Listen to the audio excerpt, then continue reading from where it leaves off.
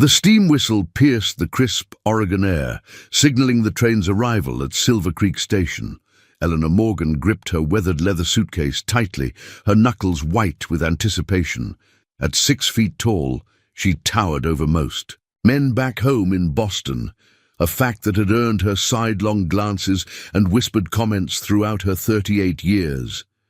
But here, in this remote logging town nestled against the majestic Douglas firs, she hoped to find acceptance, belonging, and perhaps even love. Before we jump back in, tell us where you're tuning in from, and if this story touches you, make sure you're subscribed, because tomorrow I've saved something extra special for you. The letter tucked inside her coat pocket had promised all three. For 6 months, she had exchanged correspondence with William Prescott, owner of a modest sawmill who sought a wife with practical sensibilities and a nurturing spirit. His words had been kind, his penmanship neat and deliberate. He hadn't asked about her height. She hadn't volunteered the information. Now, as the train hissed to a stop, Eleanor smoothed down her best dress, a forest green wool garment she'd sewn herself, and took a deep breath. This was her chance for a new beginning. The platform at Silver Creek Station was little more than weathered planks nailed together, dotted with puddles from the morning's rain. Eleanor stepped down carefully, her height making the descent from the train car precarious. She adjusted her hat, a modest brown creation with a single pheasant feather, and surveyed her surroundings. Silver Creek appeared to be exactly what William had described in his letters, a frontier town carved from wilderness with a main street, lined by a general store, post office, 2 saloons, and a small white church whose steeple needed fresh paint. The air smelled of pine sap, wet earth, and the distant scent of burning wood. The late afternoon sun filtered through clouds, casting long shadows across the muddy street. A small group of loggers stood outside the nearest saloon, their woolen shirts stained with sweat and sawdust. Their conversation halted as they noticed Eleanor, eyes widening at her imposing figure. She stood taller than every man on that porch, a fact that had haunted her throughout her life. "Miss Morgan?" a voice called from behind her. Eleanor turned, heart racing. A man approached, removing his hat as he drew near. He was handsome in a weathered way, with sandy hair and a neatly trimmed beard. His shoulders were broad, his stance confident, but he barely reached her chin. "Mr. Prescott?" she asked, trying to keep her voice steady. The man nodded, his smile faltering as he looked up, truly up, at her face. "William Prescott, yes." His eyes traveled from her face to her shoulders, then down to her feet and back again, taking measure of her considerable height. "It's a pleasure to finally meet you," Eleanor said, extending her gloved hand. "I've looked forward to this day for months." William took her hand, but his grip was limp, his smile now completely gone. "You didn't mention," he began, then cleared his throat. "In your letters, you failed to disclose certain attributes." The loggers at the saloon had fallen silent, watching the exchange with unconcealed interest. Eleanor felt heat rise to her face. "My height," she said plainly. "No, I didn't mention it." "You're taller than me," William said, stating the obvious as if it were an accusation. "Yes," Eleanor replied, straightening her spine even further. "I am." William stepped back, creating distance between them. "Miss Morgan, I don't mean to be unkind, but this simply won't work. I need a wife who," he gestured vaguely at her towering form, "who fits the role." "The role," Eleanor repeated, her throat tightening. "A woman should look up to her husband," William said, his voice dropping to a harsh whisper. "Not the other way around. What would people think? I have a position in this community to maintain." Behind them, one of the loggers let out a low whistle. Another snickered. Eleanor felt as if she were back in Boston, 13 years old again, hunched over in a futile attempt to diminish her presence. "You wrote that you wanted a partner," she said, fighting to keep her voice level. "Someone to help build your life here." "I wanted a normal woman," William replied, then winced at his own words. I mean, a woman of ordinary stature. This arrangement, it simply won't do. Eleanor stood frozen, the weight of his rejection crushing her more thoroughly than the weight of her heavy travelling clothes. She had sold her small inheritance, quit her position as a seamstress, and travelled thousands of miles based on the promises in his letters. And now, within minutes of meeting her, William Prescott had deemed her unacceptable. I'll arrange for your return passage, he said, not meeting her eyes. The eastbound train comes through tomorrow morning. I spent everything I had to get here, Eleanor said, her voice steady, despite the storm of emotions within. I have no home to return to. William shifted uncomfortably. I'm sorry for the misunderstanding, but I simply can't be seen. With a wife who makes you look small, Eleanor finished for him. A lifetime of similar rejections had taught her to recognize the unspoken truth. William had the decency to look ashamed, but not enough to reconsider. He placed his hat back on his head, tipped it awkwardly, and turned away. I truly am sorry, he said over his shoulder, then walked quickly toward the general store, leaving Eleanor alone on the platform with her suitcase and shattered hopes. The loggers at the saloon were openly staring now. One of them called out, "Need help with that bag, ma'am? Looks mighty small in your hands." Laughter followed, cruel and cutting. Eleanor gripped her suitcase tighter and stepped off the platform, her boots sinking slightly into the mud of Silver Creek's main street. She had no destination, no plan, but she walked with purpose nonetheless. Head high despite the burning humiliation. She had endured worse. She would endure this. The sun was beginning to set, casting long shadows across the town.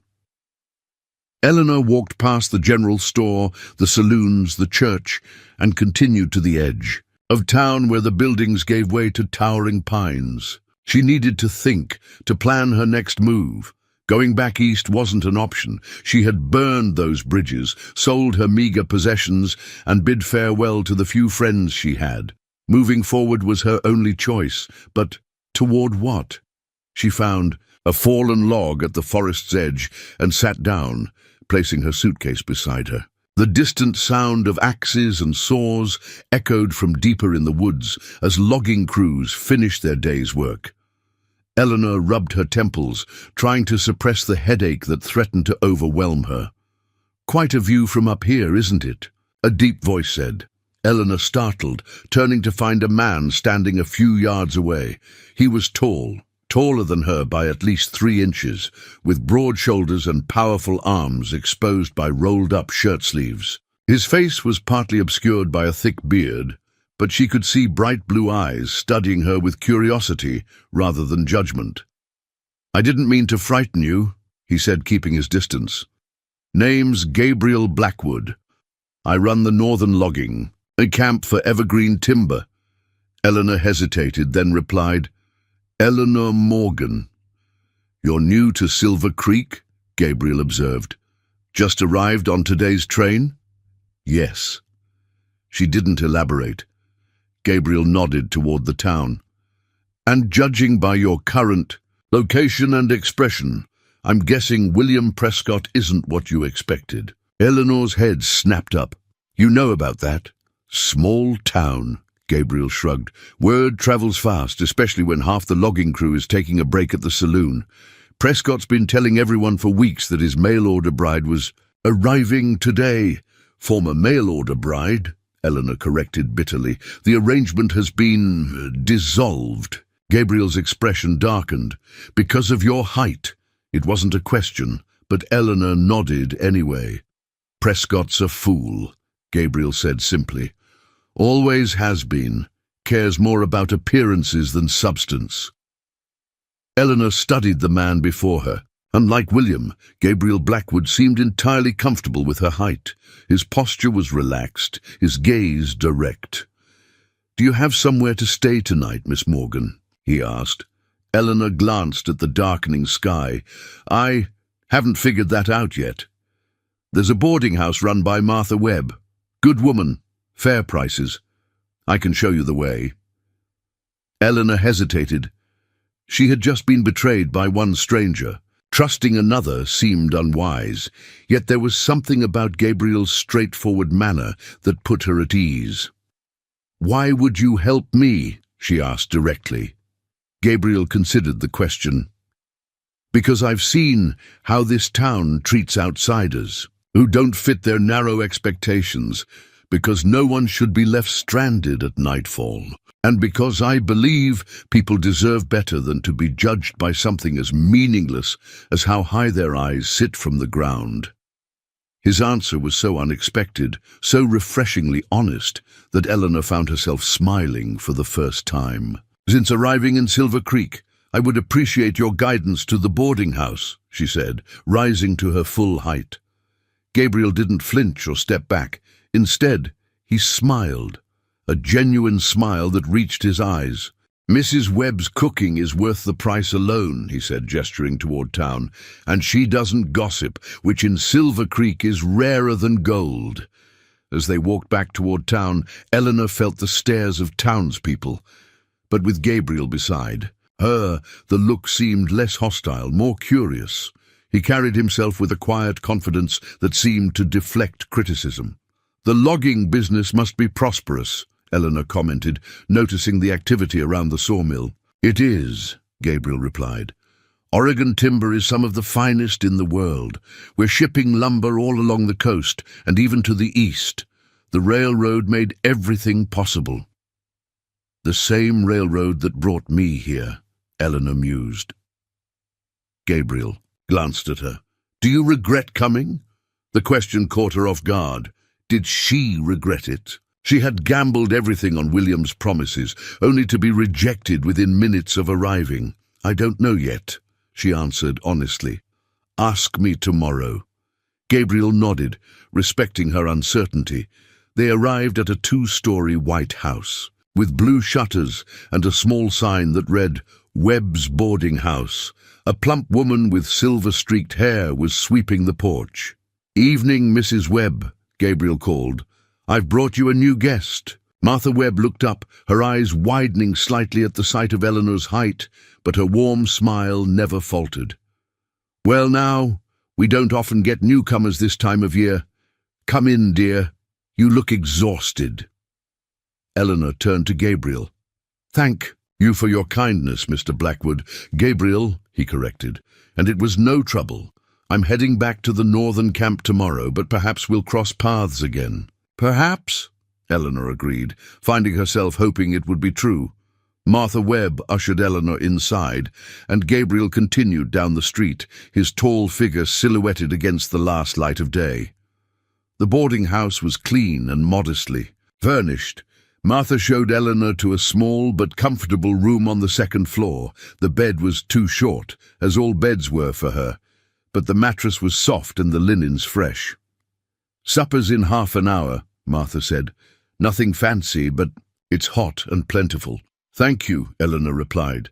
"Mr. Blackwood mentioned your cooking. Preparing and narrating this story took us a lot of time, so if you are enjoying it, subscribe to our channel. It means a lot to us. Now back to the story." Martha smiled. "Gabriel's a good man. Been running that northern camp for 5 years. Now turned it from the most dangerous operation in the county to the safest and most productive. He's got a good head on his shoulders, that one." After Martha left, Eleanor sat on the edge of the bed and finally allowed herself a moment of vulnerability. The tears came quietly, a release of tension and disappointment. She had been so certain that William was different, that his letters, so thoughtful and kind, reflected a man who would see beyond her physical appearance. Once the tears subsided, Eleanor washed her face in the basin provided and changed into a clean blouse.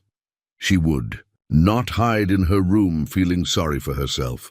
If Silver Creek was to be her home, at least for now, she would face it with dignity.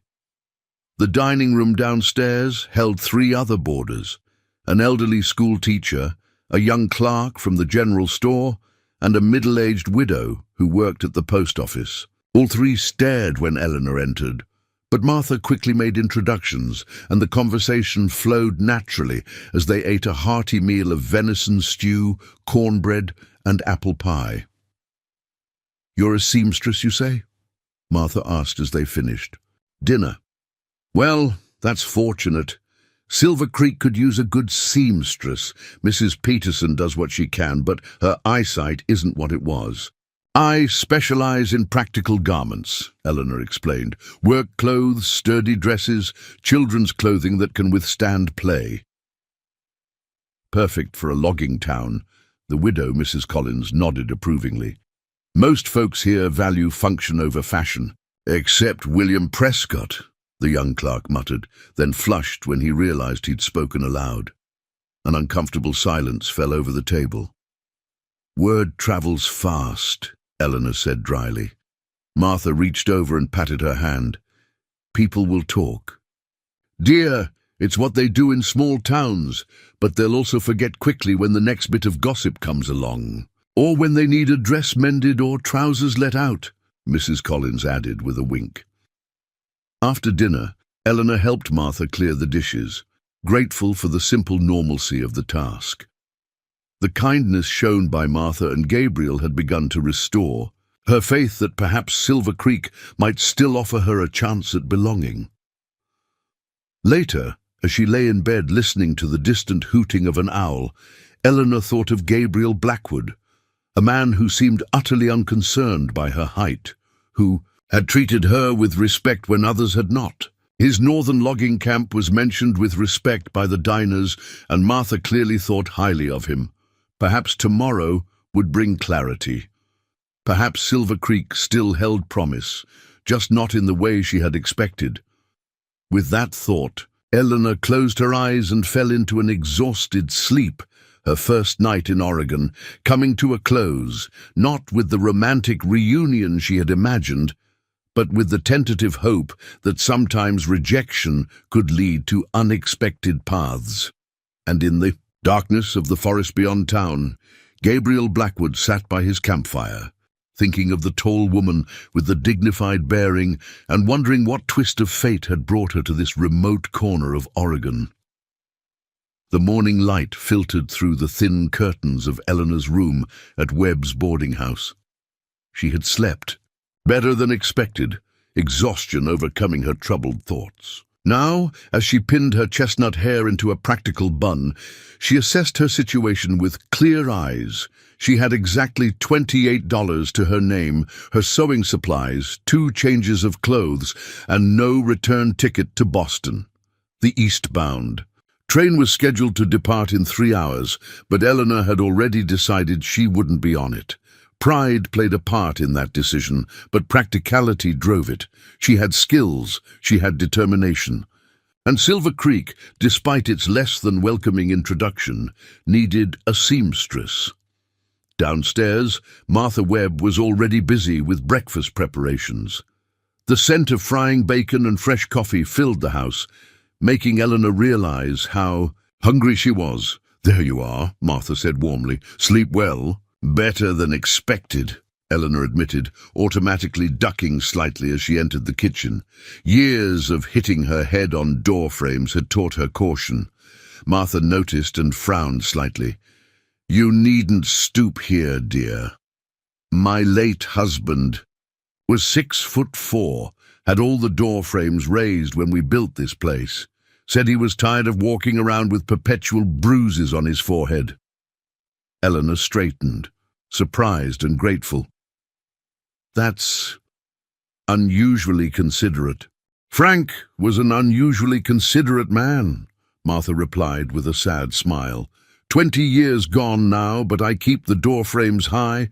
Never know when another tall person might need somewhere to stand straight." The simple kindness nearly brought tears to Eleanor's eyes. She composed herself and asked, "Is there anything I can help with?" "You can slice that bread while I finish these eggs. Then we need to talk about your plans." As they worked side by side preparing breakfast, Eleanor explained her decision to stay in Silver Creek, at least temporarily. "I have skills that could be useful here. I can earn my keep." Martha nodded approvingly. The small room off the back porch was my sewing room years ago. It gets good light most of the day. You're welcome to use it until you get established. I couldn't impose. Nonsense. It's sitting empty, gathering dust. Besides, Martha added with a twinkle in her eye, my winter coat needs mending, and I never did have the patience for fine stitch work. By mid-morning, Eleanor had transformed the small back room into a workable sewing space. Martha had spread word among her friends that a skilled seamstress was available for work, and already 3 women had stopped by to inquire about having dresses altered or mended. Eleanor was measuring curtain fabric when a shadow darkened the doorway. She looked up to see Gabriel Blackwood filling the frame, his hat in his hands. "Mr. Blackwood," she said, surprised. "Gabriel," he corrected again, his voice as deep and resonant as she remembered. "Mrs. Webb said I might find you here." Eleanor set down her measuring tape. "I thought you were returning to your logging camp today?" "I am. Heading there now, in fact." He shifted slightly, looking uncharacteristically uncertain. "I came to see if you were on the eastbound train." "I'm not going back," Eleanor said firmly. "Gabriel's." Dace broke into a smile that transformed his weathered features. "Good. Silver Creek could use more people who don't run at the first sign of trouble. Or rejection," she added wryly. "Especially that." He paused, then continued, "The northern camp is short on clothing repairs. Loggers are hard on their gear, and no one up there can stitch worth a damn. Would you be interested in taking on some work?" "It would be a regular income." Eleanor blinked in surprise. "You came all this way to offer me business?" "Partly," Gabriel admitted, "and partly to make sure you were all right after yesterday."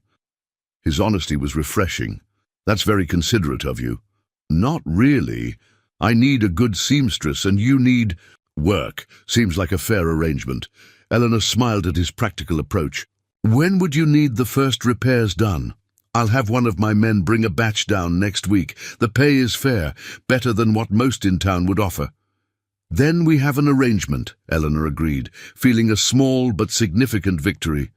Within 24 hours of being rejected by William Prescott, she had secured lodging and a steady source of income. Gabriel nodded, seeming pleased.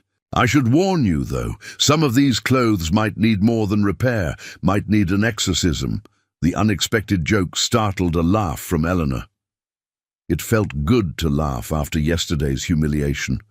Gabriel replaced his hat and turned. To leave, then paused. "There's a social at the church next Saturday. Whole town comes. Good way to meet folks who might need your services." "Will you be there?" Eleanor asked before she could stop herself. "I don't usually attend town gatherings," he replied, his expression unreadable. "Loggers' hours don't mix well with socializing." "I understand," Eleanor said, trying to hide her disappointment. Gabriel tipped his hat and left, his tall frame disappearing around the corner. Eleanor returned to her measuring, but her mind kept wandering to the forthright lumberjack, who seemed to see her height as an attribute rather than a flaw. The week passed quickly as Eleanor established her sewing business. Word spread through town that her work was precise and durable. Women brought dresses to be altered, men brought work shirts with torn sleeves, and mothers brought children's clothes that needed letting out. Not everyone was welcoming. Some women whispered behind their hands when Eleanor walked down the street. A group of men outside the saloon sometimes called out comments about the giant spinster, and William Prescott carefully avoided her, crossing to the other side of the street if he saw her approaching, but for every unkind word or look, there seemed to be someone else in Silver Creek who judged her by her work rather than her stature. Mrs. Peterson, whose failing eyesight had forced her to give up most sewing work, became a regular visitor, sharing patterns and techniques. The blacksmith ordered 3 new work shirts, saying his wife had pronounced Eleanor's stitching stronger than most men's handshakes. Saturday morning arrived with clear skies and a crisp autumn breeze. Eleanor had completed her first batch. of repairs for the northern logging camp, a pile of torn shirts, split-seam trousers, and socks with holes big enough to pass a fist through. The logger, who came to collect them, whistled appreciatively at her work. "Ain't seen stitching this. Fine since my grandmother passed," he said, running a calloused thumb over a nearly invisible seam repair. "Mr. Blackwood was right about you." "Mr. Blackwood recommended me," Eleanor asked, surprised. "Said you were the best seamstress this side of Portland. Also said to anyone who gives you trouble answers to him." The logger grinned. "Not that many. Would cross the boss. Men have arms like tree trunks and a temper when roused." Eleanor felt a strange warmth at the thought of Gabriel defending her reputation. She had thought of him often during the week, wondering about his life at the logging camp and whether he truly saw her as she hoped, as a woman of value, not just a curiosity. That evening, Eleanor dressed for the church social with special care. Her best dress, a deep burgundy wool with modest lace at the collar, had been carefully pressed. She pinned her hair up, allowing a few soft curls to frame her face. It had been years since she'd bothered with such feminine touches. In Boston, she had eventually accepted that her height made her an unlikely romantic prospect and had focused instead on her independence. But tonight, walking toward the church where lanterns lit the path and fiddle music already spilled from the open doors, Eleanor allowed herself to hope that Silver Creek might offer something more than just a fresh start for her business.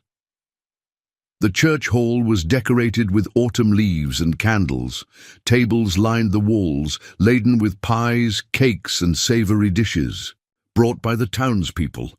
Children ran between the adults, playing tag, while their parents chatted in groups. Eleanor entered alone, immediately conscious of how she stood out, literally above the crowd. Several people nodded politely. Some of her customers smiled and waved, but others stared openly or whispered behind their hands. Martha Webb appeared at her side, resplendent in a blue dress that brought out her eyes. "Don't mind them," she said, quietly. "Half the town still gossips about me taking in boarders after Frank died, rather than remarrying. People fear what they don't understand, and they don't understand me," Eleanor concluded. "They don't understand anyone who doesn't fit their narrow view of how things should be," Martha corrected. "Come, I'll introduce you to some folks worth knowing." For the next hour, Eleanor circulated under Martha's guidance, meeting the doctor and his wife, the school teacher, and several families who had been in Silver Creek since its founding. Some were openly curious about her height, asking direct questions that bordered on rude, but Eleanor had long ago learned to answer with grace rather than offense. "Yes, I can reach the top shelf without a stool. No, I don't play basketball. It wasn't encouraged for ladies when I was growing up. Yes, my parents were of average height. Sometimes nature has its own ideas." She was sampling a slice of apple pie when a hush fell over one side of the room. Eleanor turned to see what had caused the sudden quiet and nearly dropped her plate. Gabriel Blackwood stood in the doorway, looking distinctly uncomfortable in clean trousers and a pressed shirt. His beard had been trimmed, his hair combed back, but nothing could diminish the raw power of his presence. Beside her, Martha gasped softly. "Well, I'll be," the older woman murmured. "Gabriel hasn't attended a town gathering in 3 years, not since the incident." "Incident?" Eleanor asked, but Martha was already moving away to greet a newcomer. Gabriel's eyes scanned the room until they found Eleanor. His shoulders seemed to relax slightly, and he made his way toward her, nodding curtly to those who greeted him, but not stopping to chat. "Miss Morgan," he said when he reached her side, "you look well." "As do you," she replied, suddenly feeling shy. "I didn't expect to see you here." Gabriel accepted a cup of cider from a passing server. "I decided a night away from camp might be beneficial." "And is it? Beneficial?" His eyes met hers, direct and unwavering. "It's improving by the minute." Eleanor felt heat rise to her cheeks. at the simple compliment. Before she could respond, Reverend Taylor approached them, beaming. "Mr. Blackwood, a pleasure to have you join us tonight. And Miss Morgan, how wonderful to see you settling into our community." Eleanor had met the Reverend earlier in the week when he brought in his Sunday coat for mending. He was a kind man with a genuine smile that reached his eyes. "Thank you, Reverend," she replied. "Everyone has been very welcoming." "Most everyone," Gabriel amended quietly. The Reverend's smile dimmed slightly. "Ah, yes. I heard about the misunderstanding with Mr. Prescott. Most unfortunate." "It wasn't a misunderstanding," Gabriel said flatly. "It was poor judgment on his part." "Perhaps," the Reverend conceded, "but God often works in mysterious ways. What seems like rejection can sometimes be divine redirection." Eleanor wasn't sure. She believed in divine redirection, but she had to admit that William's rejection had led her to find her own place in Silver Creek rather than becoming someone's wife. There was value in that independence, even if it came with loneliness. "The music's starting up again," Gabriel observed, as the fiddler returned to his position at the front of the hall. "Would you care to dance, Miss Morgan?" The question caught Eleanor off guard. She hadn't danced in years. Most men found the prospect of partnering with a woman of her height intimidating. "I'm rather out of practice," she hedged. "As am I," Gabriel replied. "We can be clumsy together." His honesty made her smile. "Very. Well, but don't say I didn't warn you." They moved to the dance floor as the fiddler struck up a lively reel. Gabriel's hand at her waist was steady, his grip firm but gentle. For the first time in her adult life, Eleanor didn't have to look down at her dance partner. Their eyes were nearly level, perhaps an inch or two higher. "You're staring," Gabriel commented, as they turned with the music. "I apologize," Eleanor said quickly. "It's just, I've never danced with someone taller than myself before." Gabriel's expression softened. "And I've rarely danced with someone I didn't have to bend in half to hold. We make a good match." The words, "good match," lingered in the air between them as they moved through the steps of the dance.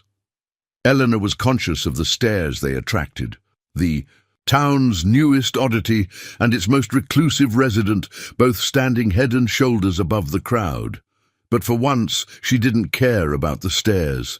Dancing with Gabriel felt right in a way few things had in her life. When the music ended, she was almost disappointed. Gabriel led her to the refreshment table and handed her a cup of punch. "You dance well for someone out of practice," he commented. "As do you for a man who spends his days among trees rather than people." A shadow crossed his face. "I prefer trees. They don't judge, don't gossip, don't betray." The bitterness in his voice surprised her. "You've had experience with all three, I take it." Gabriel seemed to realize he'd revealed more than intended. "Another story for another time." He glanced around the room. "Town events were never my favorite, even before the incident Martha mentioned." Eleanor asked, her curiosity getting the better of her. Gabriel's jaw tightened. "People talk too much." "They do," she agreed, "but sometimes talking helps understand." He studied her for a long moment, then nodded toward the church's side door. "I need air. Would you walk with me?" The night was cool and clear, stars scattered across the sky like diamond dust. They strolled along the church's garden path, the music and chatter from inside fading to a distant murmur. 3 years ago," Gabriel began without preamble, "I was engaged to Mary Simmons, the doctor's niece. She came to Silver Creek to help in his practice." Eleanor listened silently, sensing he needed to tell this story at his own pace. "Mary was everything I thought I wanted. Educated, gentle, beautiful, but he hesitated. She struggled with my work, my manners, my lack of formal education.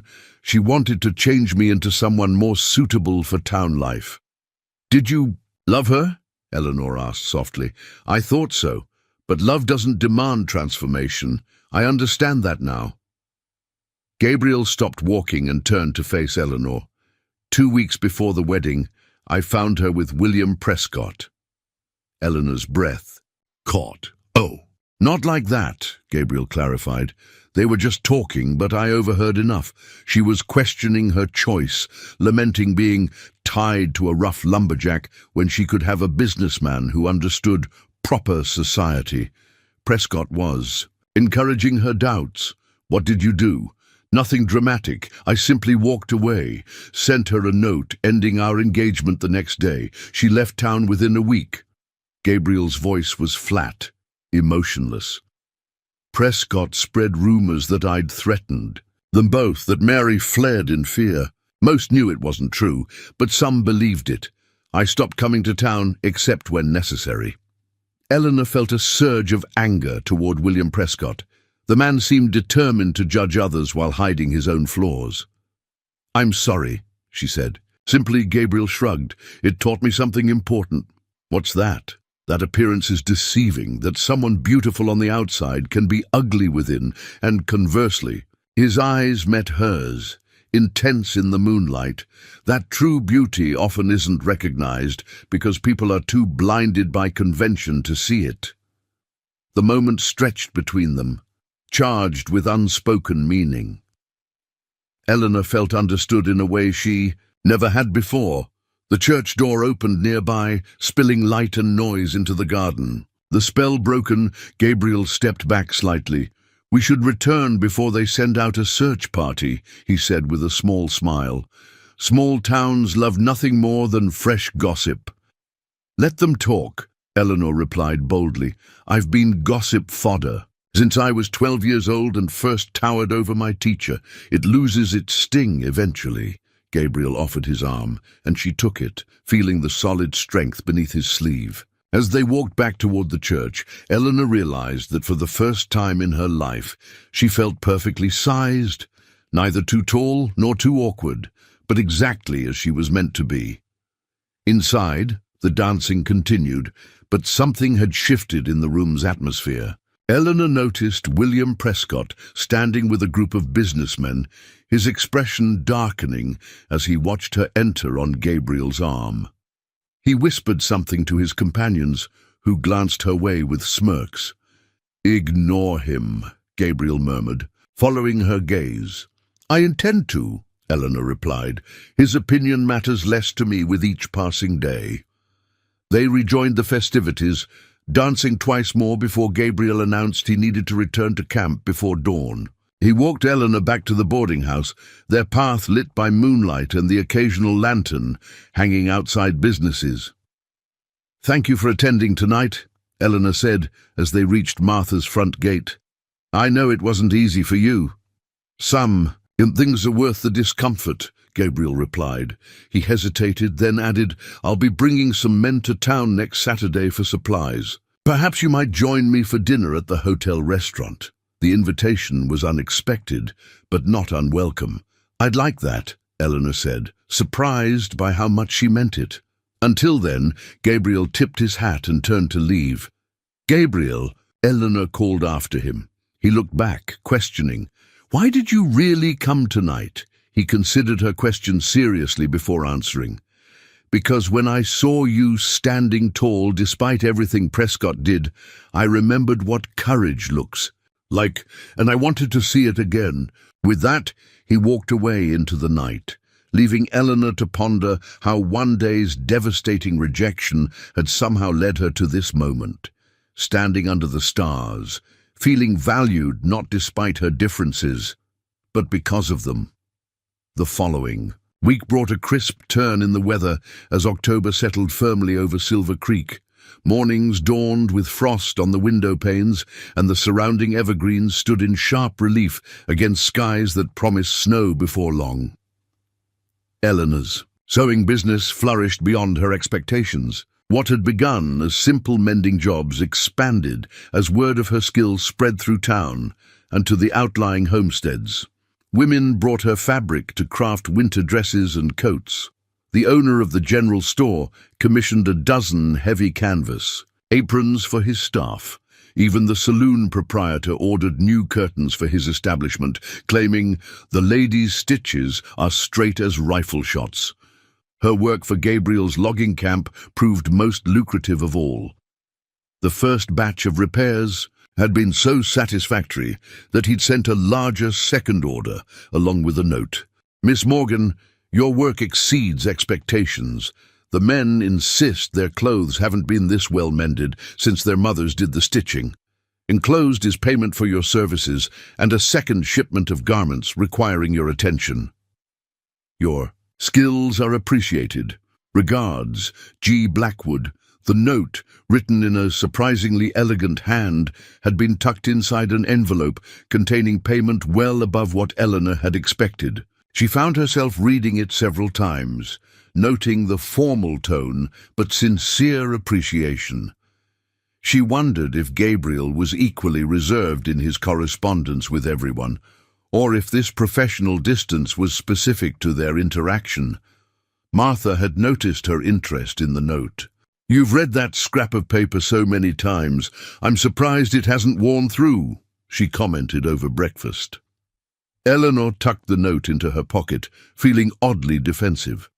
"Mr. Blackwood is simply a valued customer. And a good man," Martha added with a knowing smile. "One of the few in these parts who measures others by their character rather than appearances." "We share that perspective," Eleanor agreed cautiously. "A solid foundation for friendship," Martha said, emphasizing the last word just enough to make Eleanor blush. "Or whatever else might grow from it." The possibility of whatever else occupied Eleanor's thoughts throughout the week as she prepared for Saturday's dinner with Gabriel. She had not had a proper courtship since her early 20s, when Richard Holloway had pursued her briefly before deciding her height made her too intimidating for a proper wife.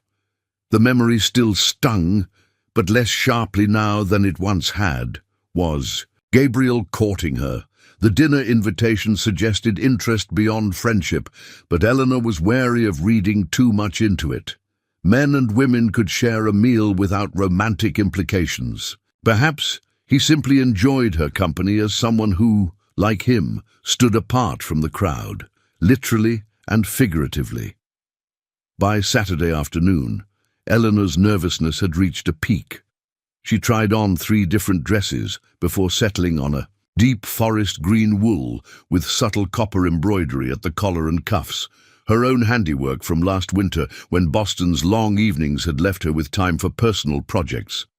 The hotel restaurant occupied the ground floor of Silver, Creek's only 2-story commercial building. Its large windows overlooked the main street, and white tablecloths covered round tables spaced for privacy. It was the closest thing to fine dining the logging town could offer. Eleanor arrived precisely at 6 o'clock, trying to ignore the stares of those already seated. She stood taller than usual, refusing to stoop or shrink herself to avoid attention. A lesson learned from Gabriel, perhaps, that dignity didn't require conformity. Gabriel was already waiting, standing as she approached. He wore a dark suit that fit his broad shoulders surprisingly well, his beard neatly trimmed, hair combed back from his forehead. He looked both uncomfortable in the formal attire and undeniably handsome. "You look beautiful," he said simply as she reached the table. The directness of the compliment caught Eleanor off guard. "Thank you. You look quite distinguished yourself." "Distinguished is one word for it," he replied with a wry smile, tugging slightly at his collar. "Confined might be another, but some occasions merit discomfort." "And this is such an occasion?" she asked, taking her seat. "Dining with a beautiful woman always is." His eyes held hers for a moment. Then he reached for the water glass, seemingly embarrassed by his own forthrightness. The waiter approached with menus, his professional demeanor slipping momentarily as he registered the unusual height of both. Diners. Eleanor pretended not to notice, having long ago learned to ignore such reactions. "The trout is fresh today," Gabriel recommended after the waiter departed. "Caught this morning in Copper Creek. You seem knowledgeable about the menu." "I helped build this place 6 years ago when Silver Creek was hardly more than a collection," Of tents. The owner lets me know what's good when I come to town. He glanced around the room. It's not Boston dining, I'm sure. Boston dining is overrated, Eleanor replied, more concerned with appearance than substance. Like Boston men? Gabriel asked, a hint of challenge in his voice. Eleanor considered the question. Some, many perhaps. They value convention above all else. And what do you value, Eleanor Morgan? The question was soft but direct, his blue eyes intent on her face. The use of her first name felt intimate in a way that sent warmth through her chest. Honesty, she answered after a moment. Integrity, the courage to stand apart when necessary. Even when standing apart brings pain? Especially then. She met his gaze steadily. And you, what does Gabriel Blackwood value? Strength, he replied without hesitation. Not just of body, but of character, loyalty, and the wisdom to recognize worth where others see only difference. Their conversation was interrupted by the waiter's return. They ordered trout for both, and fell into easier discussion about Eleanor's growing business and the challenges of managing a logging operation as winter approached. The men respect you, Eleanor observed. The loggers who come to town speak of you with high regard. Gabriel shrugged. I work alongside them, not above them. I know every job in camp because I've done every job in camp. Makes it harder for a man to complain about dangerous conditions when his foreman is standing in the same mud. Is it very dangerous? Logging? A shadow crossed his face. Lost 2 men last winter. One to a falling limb, another to infection after a minor injury. Logging takes more lives than mining in these parts, but people notice it less because we die one at a time, not in dramatic collapses. The gravity in his voice revealed a man who carried the weight of responsibility heavily. Eleanor found herself reaching across the table to touch his hand briefly. I'm sorry, she said. That must be a terrible burden. He looked at her hand on his, then at her face, surprise evident in his expression. Most women don't want to hear about the realities of timber work. I'm not most women, Eleanor replied, withdrawing her hand. No, Gabriel agreed, his voice softer. You certainly are not. Their meal arrived, perfectly prepared trout with seasonal vegetables and fresh bread. They ate in comfortable silence for a few minutes before Gabriel spoke again. I have a proposal for you, he said, setting down his fork. A business proposal, he clarified quickly, noting her startled expression. I'm listening, Eleanor replied. Curious, the northern camp needs winter gear, heavy coats, gloves, scarves. The company usually orders from Portland, but delivery is unreliable, especially once snow blocks the mountain passes. He paused. I'd like to commission you to make them instead. Fair payment, of course. Eleanor considered the offer. It would be her largest commission yet, requiring significant work, but offering financial security through the winter months. I'd need to purchase additional materials, she said, thinking practically, and time would be a factor. When would you need them completed? Within a month before the heavy snows. As for materials, Gabriel reached into his jacket and produced an envelope. This advance should cover your costs. 30 men in camp, each needing a full set of winter gear. Eleanor opened the envelope and nearly gasped at the sum inside. It was more money than she'd seen at once in years. This is very generous, she said carefully. It's fair, Gabriel corrected. Quality work deserves quality pay. Their eyes met, and Eleanor felt a surge of gratitude not just for the commission, but for his recognition of her value. William Prescott had dismissed her because of her height. Gabriel seemed to value her precisely because she stood tall in all ways. I accept, she said, extending her hand to seal the agreement. Gabriel took it, his calloused palm warm against hers. The handshake lasted a moment longer than necessary, neither quite willing to break the connection. The rest of dinner passed pleasantly, their conversation touching on books they'd read, places they'd seen, and the peculiarities of small-town life. Eleanor found herself laughing more than she had in years, drawn to Gabriel's dry humor and insightful observations. As they left the restaurant, the night air was crisp, stars sharp and clear overhead. Gabriel offered his arm and Eleanor took it, feeling the solid strength beneath her hand. "I'll walk you home," he said. It wasn't a question, but a simple statement of intent. They strolled slowly through Silver Creek's quiet streets, their breath making small clouds in the cold air. Eleanor was acutely aware of the warmth where their bodies touched, of the curious glances from those they passed, of the perfect rightness of walking beside someone who matched her stride for stride. "Eleanor," Gabriel began, his voice serious. "I should tell you—" He was interrupted by a sharp call from across the street. "Well, if it isn't the giant and the beast!" William Prescott's voice carried clearly in the night air. He stood outside the saloon with two companions, his posture suggesting he'd been drinking. Gabriel stiffened beside her. "Ignore him," he muttered, but William was already crossing the street, his companions following reluctantly behind. "Quite a sight, you two," he continued, his words slightly slurred. "The town freak and the mountain hermit. Perfectly matched." Eleanor felt Gabriel's arm tense under her hand. "Mr. Prescott," she said coolly, "I believe you've had enough for one evening."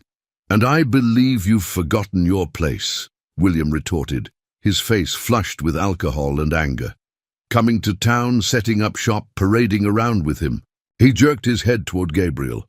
"Did he tell you about Mary? About how he threatened her when she saw sense?" "I know the truth," Eleanor replied evenly. "Unlike you, Mr. Prescott, I don't base my opinions on gossip." William's face darkened. "You think you're so superior, don't you?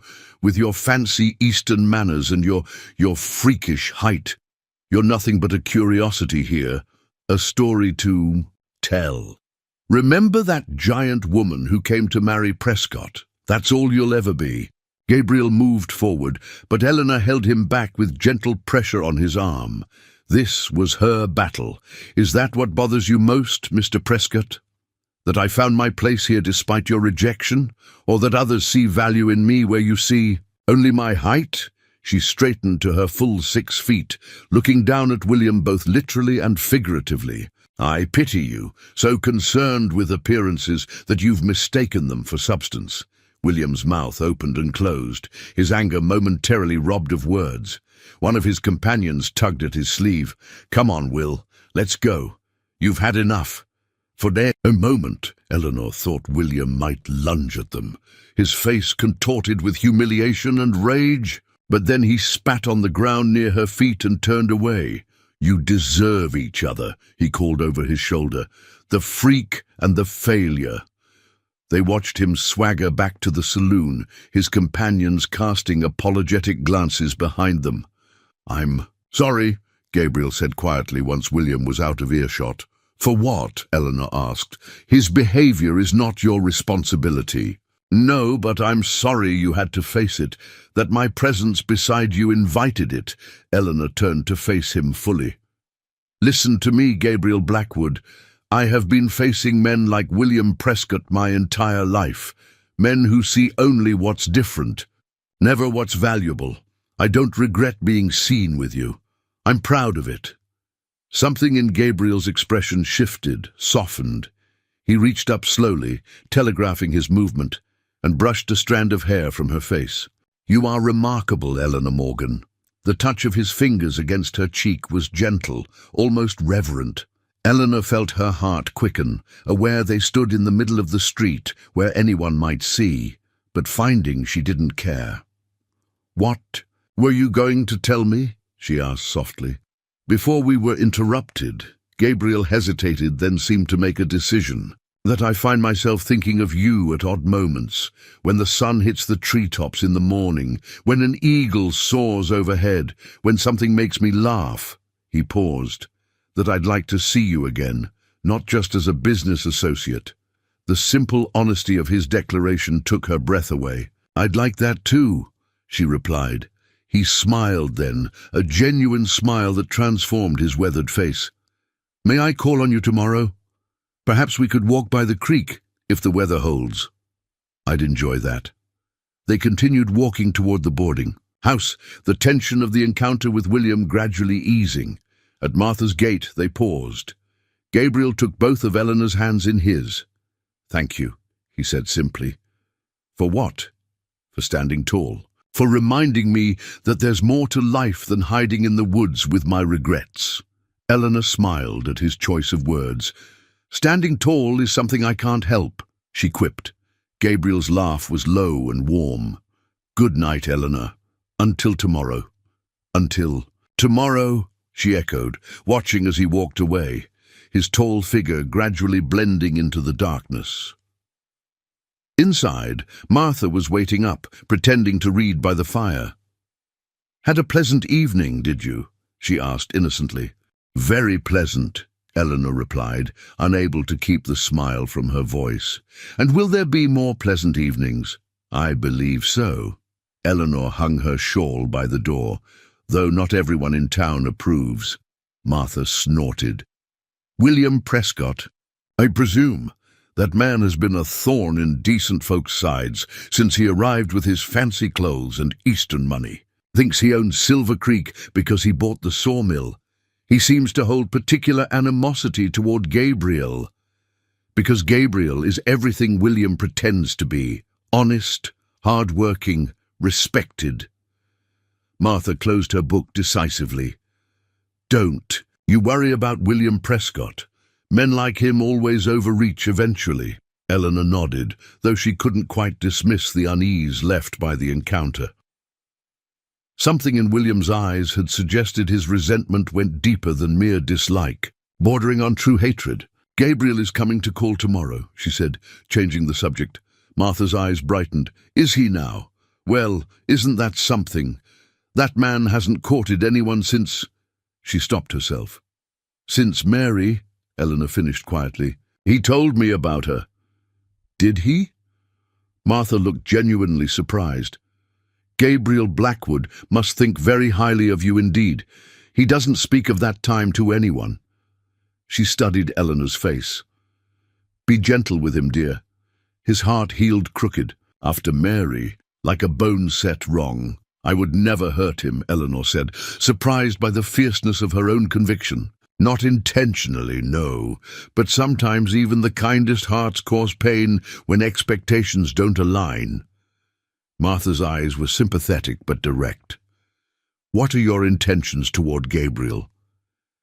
The question caught Eleanor off guard. I hardly... No, we've only just begun to know each other." "But you care for him," Martha pressed. "Yes," Eleanor admitted, "more than I expected to, and sooner." "Then that's enough for now." Martha rose, patting Eleanor's hand. "The rest will sort itself out in time. Just remember, in a town this small, every step you take together will be watched and judged." "I've been watched and judged my entire life," Eleanor replied with a rueful smile. "At least now I have something worth their scrutiny." That night, as she prepared for bed, Eleanor found herself wondering at the swift turn her life had taken. 3 weeks ago, she had arrived in Silver Creek, expecting to become William Prescott's wife. Now she had her own business, growing respect in the community, and the attention of a man whose quiet strength and integrity impressed her more with each encounter. The irony wasn't lost on her. William's rejection, painful as it had been, had pushed her toward independence. That independence had allowed her to meet Gabriel as an equal, not as a woman desperate for security. For the first time in her adult life, Eleanor felt truly seen, not as a curiosity, not as an oddity, but as a woman of worth. The journey had been difficult, but standing at her window, looking out at the star-filled sky above Silver Creek, Eleanor couldn't regret a single step that had brought her here. Outside, the wind shifted, carrying the scent of pine and the distant howl of a wolf. Winter was coming to Oregon, bringing challenges and changes Eleanor could only begin to imagine. But for perhaps the first time in her life, she faced the future not with resignation or mere hope, but with genuine anticipation. The woman who had stepped off the train in Silver Creek 3 weeks ago had been seeking someone else's approval. The woman who now stood looking at the stars had found something far more valuable, her own strength, and a man who recognized it as clearly as she recognized his. The following weeks passed in a flurry of activity as autumn deepened toward winter.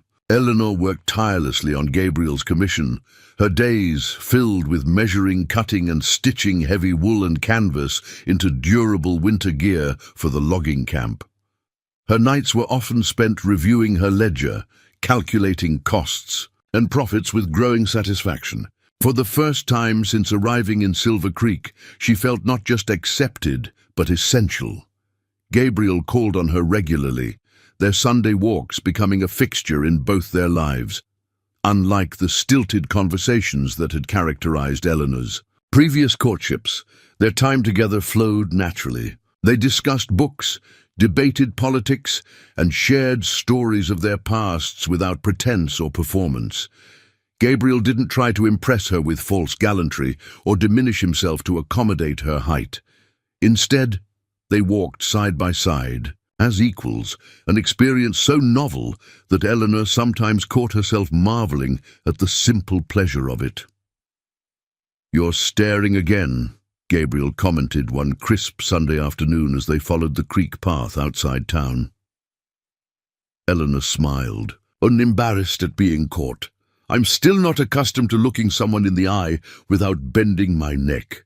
Gabriel chuckled, the sound rumbling pleasantly in his chest. "My mother would say we're a matched set. She always claimed God makes people in pairs, and some just take longer to find each other." "Your mother sounds wise." She was. A shadow passed over his face. "She passed away when I was 20.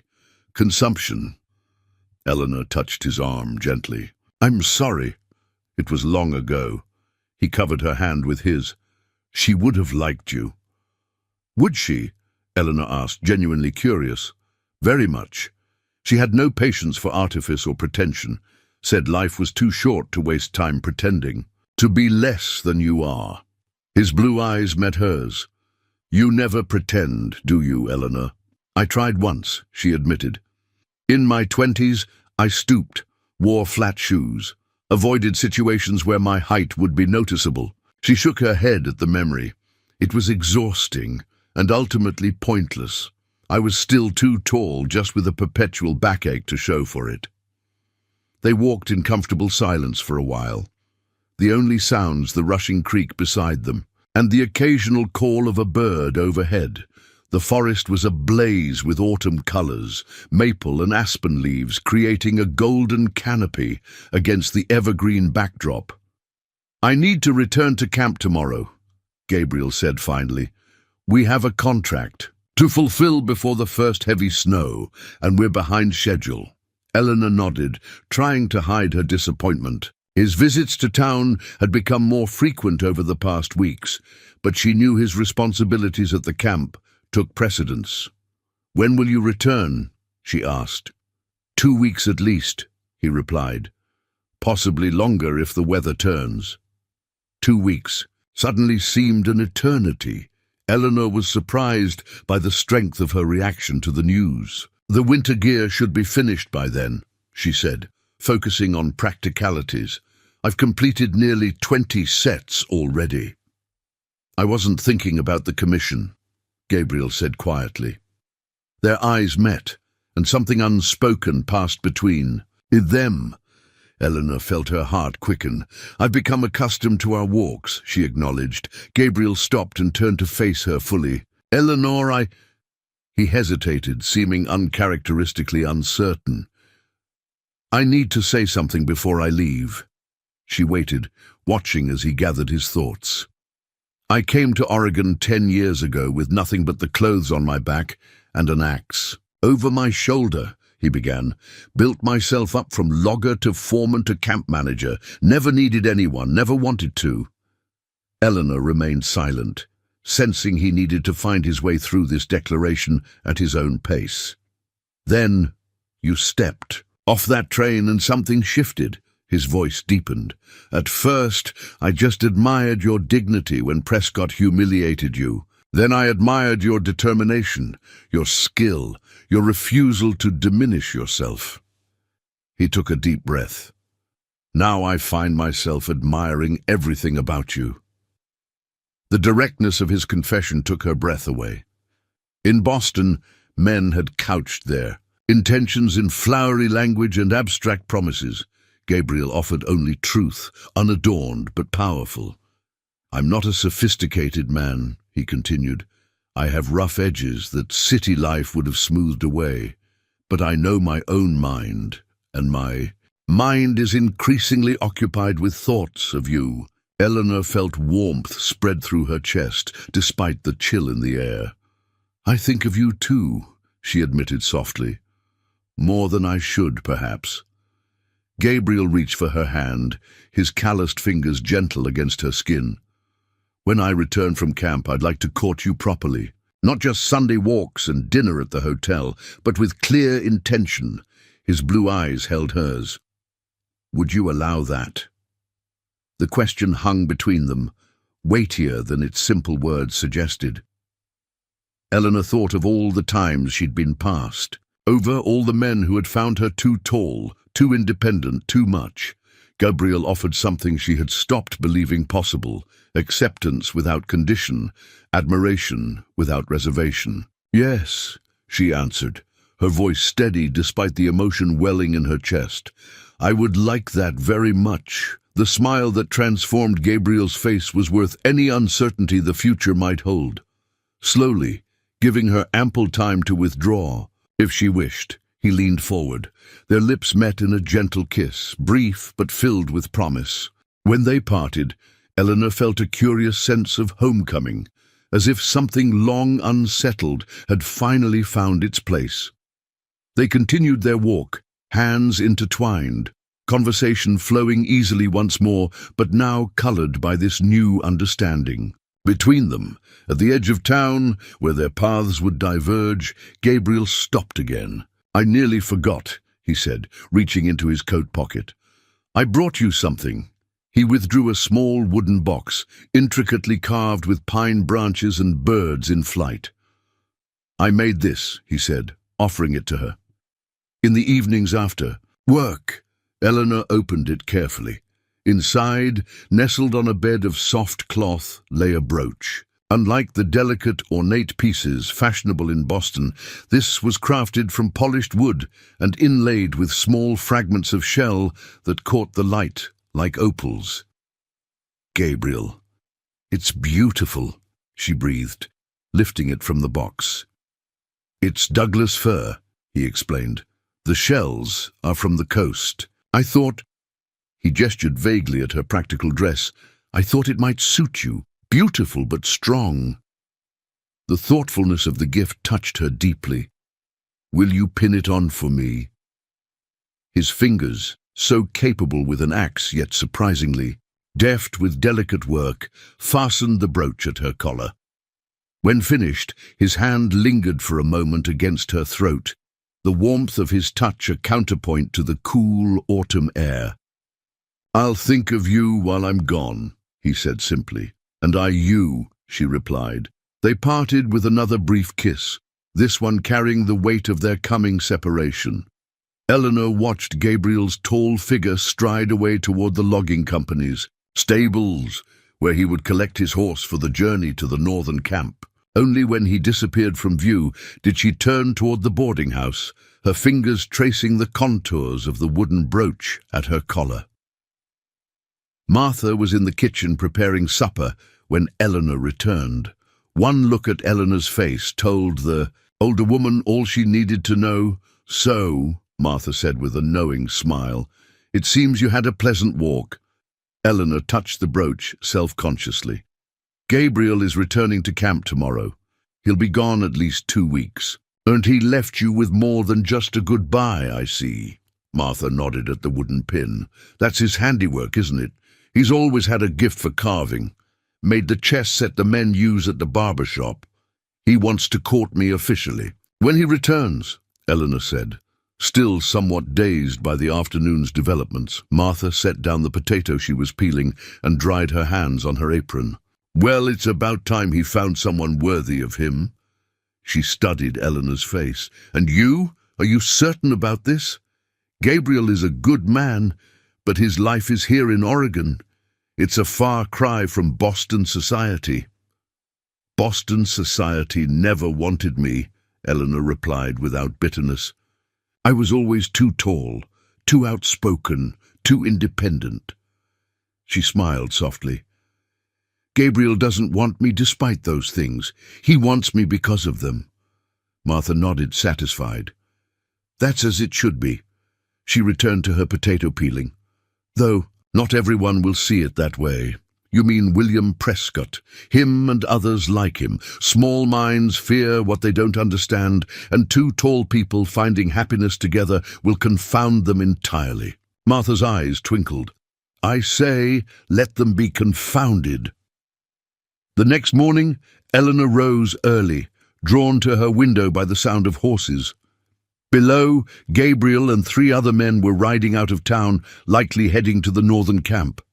She watched until they disappeared around the bend, carrying the knowledge of their new understanding like a warm coal in her chest. The days that followed established a new rhythm. Eleanor threw herself into completing Gabriel's commission, working from dawn until well after sunset.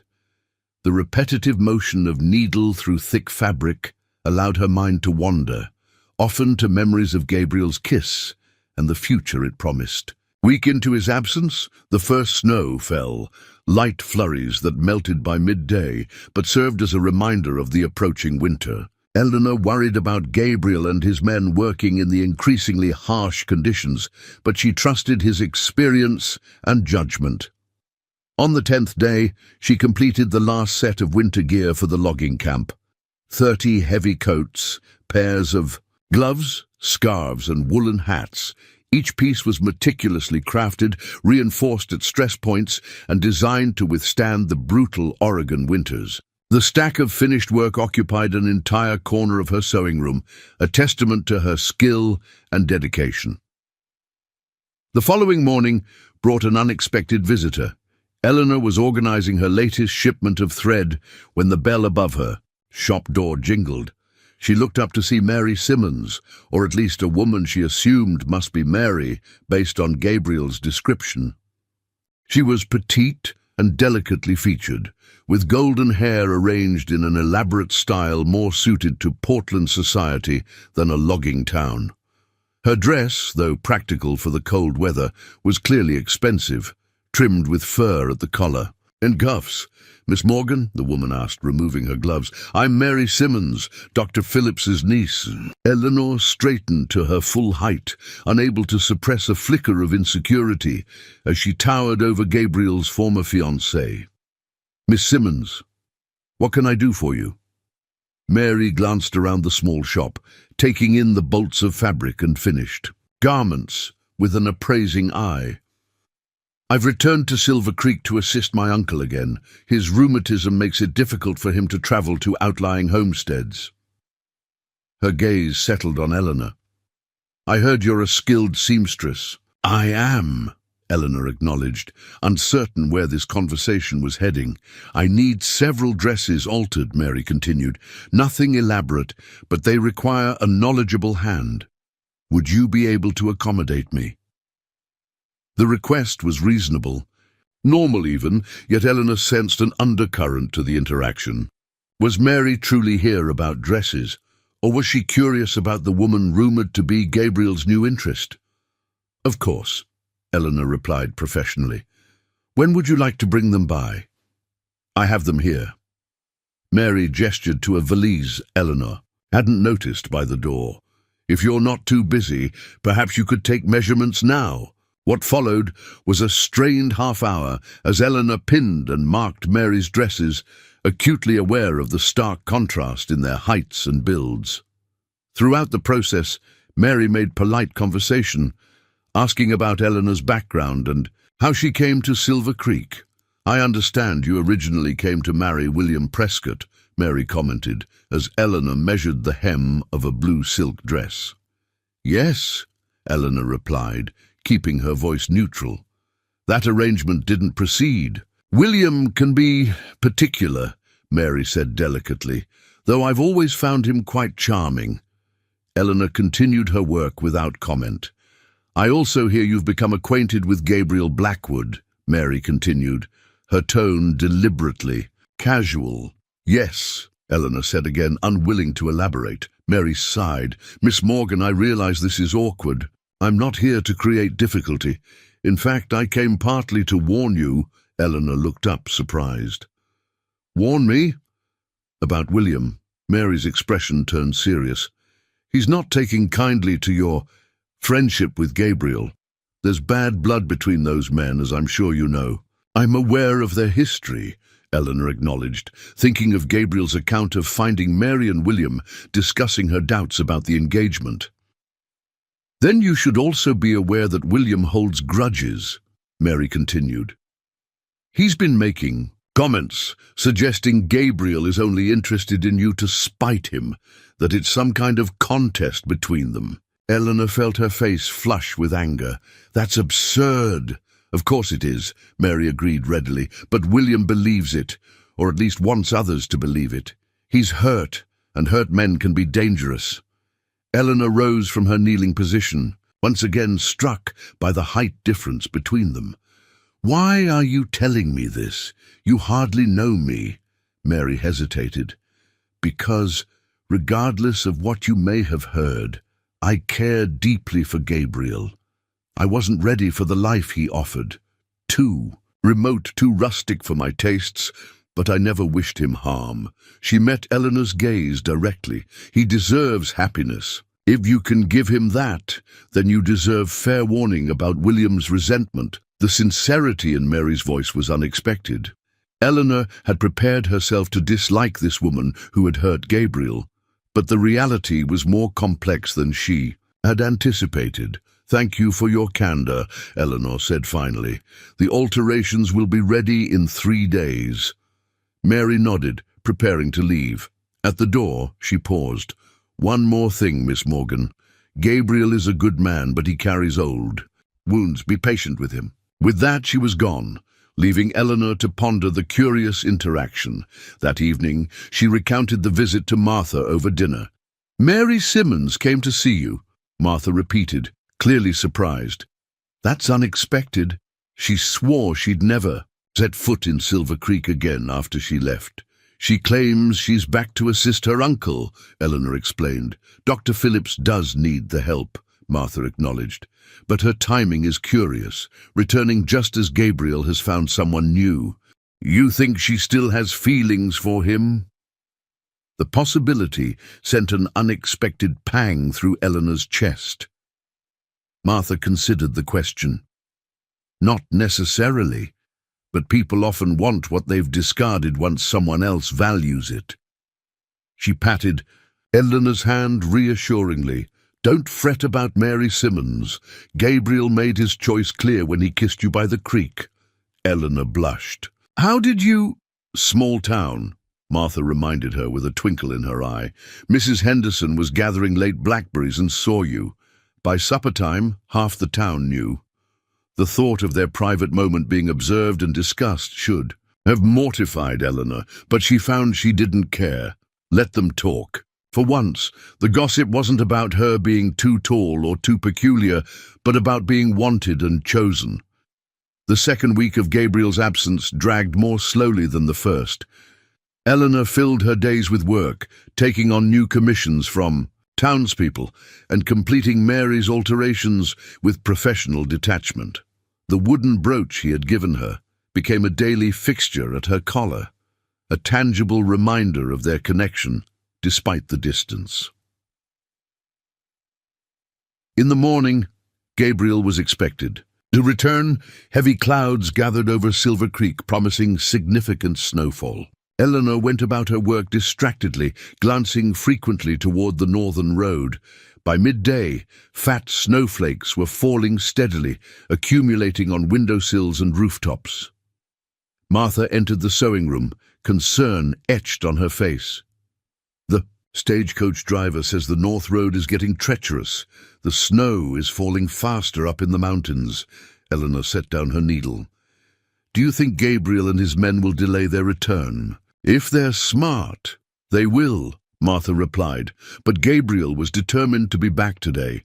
He sent word with the mail carrier yesterday that they'd completed their contract and were preparing to leave at first light. The afternoon grew darker.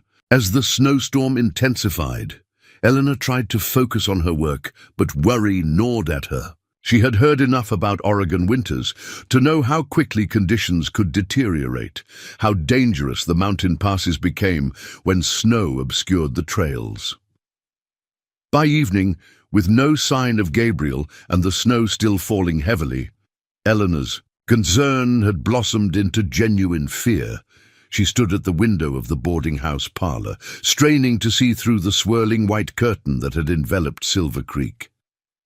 "They'll have made camp," Martha reassured her, bringing a cup of tea. "Gabriel's too experienced to push through a storm like this. They'll wait it out and come tomorrow or the next day." Eleanor accepted the tea gratefully. "You're right, of course. It's foolish to worry." But as night fell fully and the wind began to howl around the eaves of the boarding house, Eleanor couldn't shake the feeling that something was wrong. Gabriel had promised to return today. In their brief time together, she had come to know him as a man who kept his word, regardless of the cost. She was about to retire for the night when urgent knocking at the front door startled her. Martha hurried to answer it, returning moments later with one of the young loggers from Gabriel's crew, his clothes caked with snow and his expression grim. "Miss Morgan," he said, removing his hat. "There's been an accident." "What happened?" Eleanor asked, her voice steady despite the sudden chill that gripped her heart. "Is Gabriel—" "He's alive," the young logger interjected quickly, reading the fear in her eyes. "But it hurts badly. There was a slide on Raven Ridge. Heavy snow broke loose above the trail. Mr. Blackwood pushed two of the men clear but caught himself." Martha had already sprung into action, grabbing her medical kit from the cabinet. As the widow of a logger, she knew too well the dangers of the profession. "How badly is he injured?" Eleanor asked, reaching for her coat and boots. "Broken leg for certain, maybe ribs too. He was conscious when we got him out, but in rough shape. We've brought him to Doc Phillips." Eleanor was already halfway out the door, Martha close behind her. The snow fell in thick, blinding sheets, the wind whipping it into stinging swirls that bit at any exposed skin.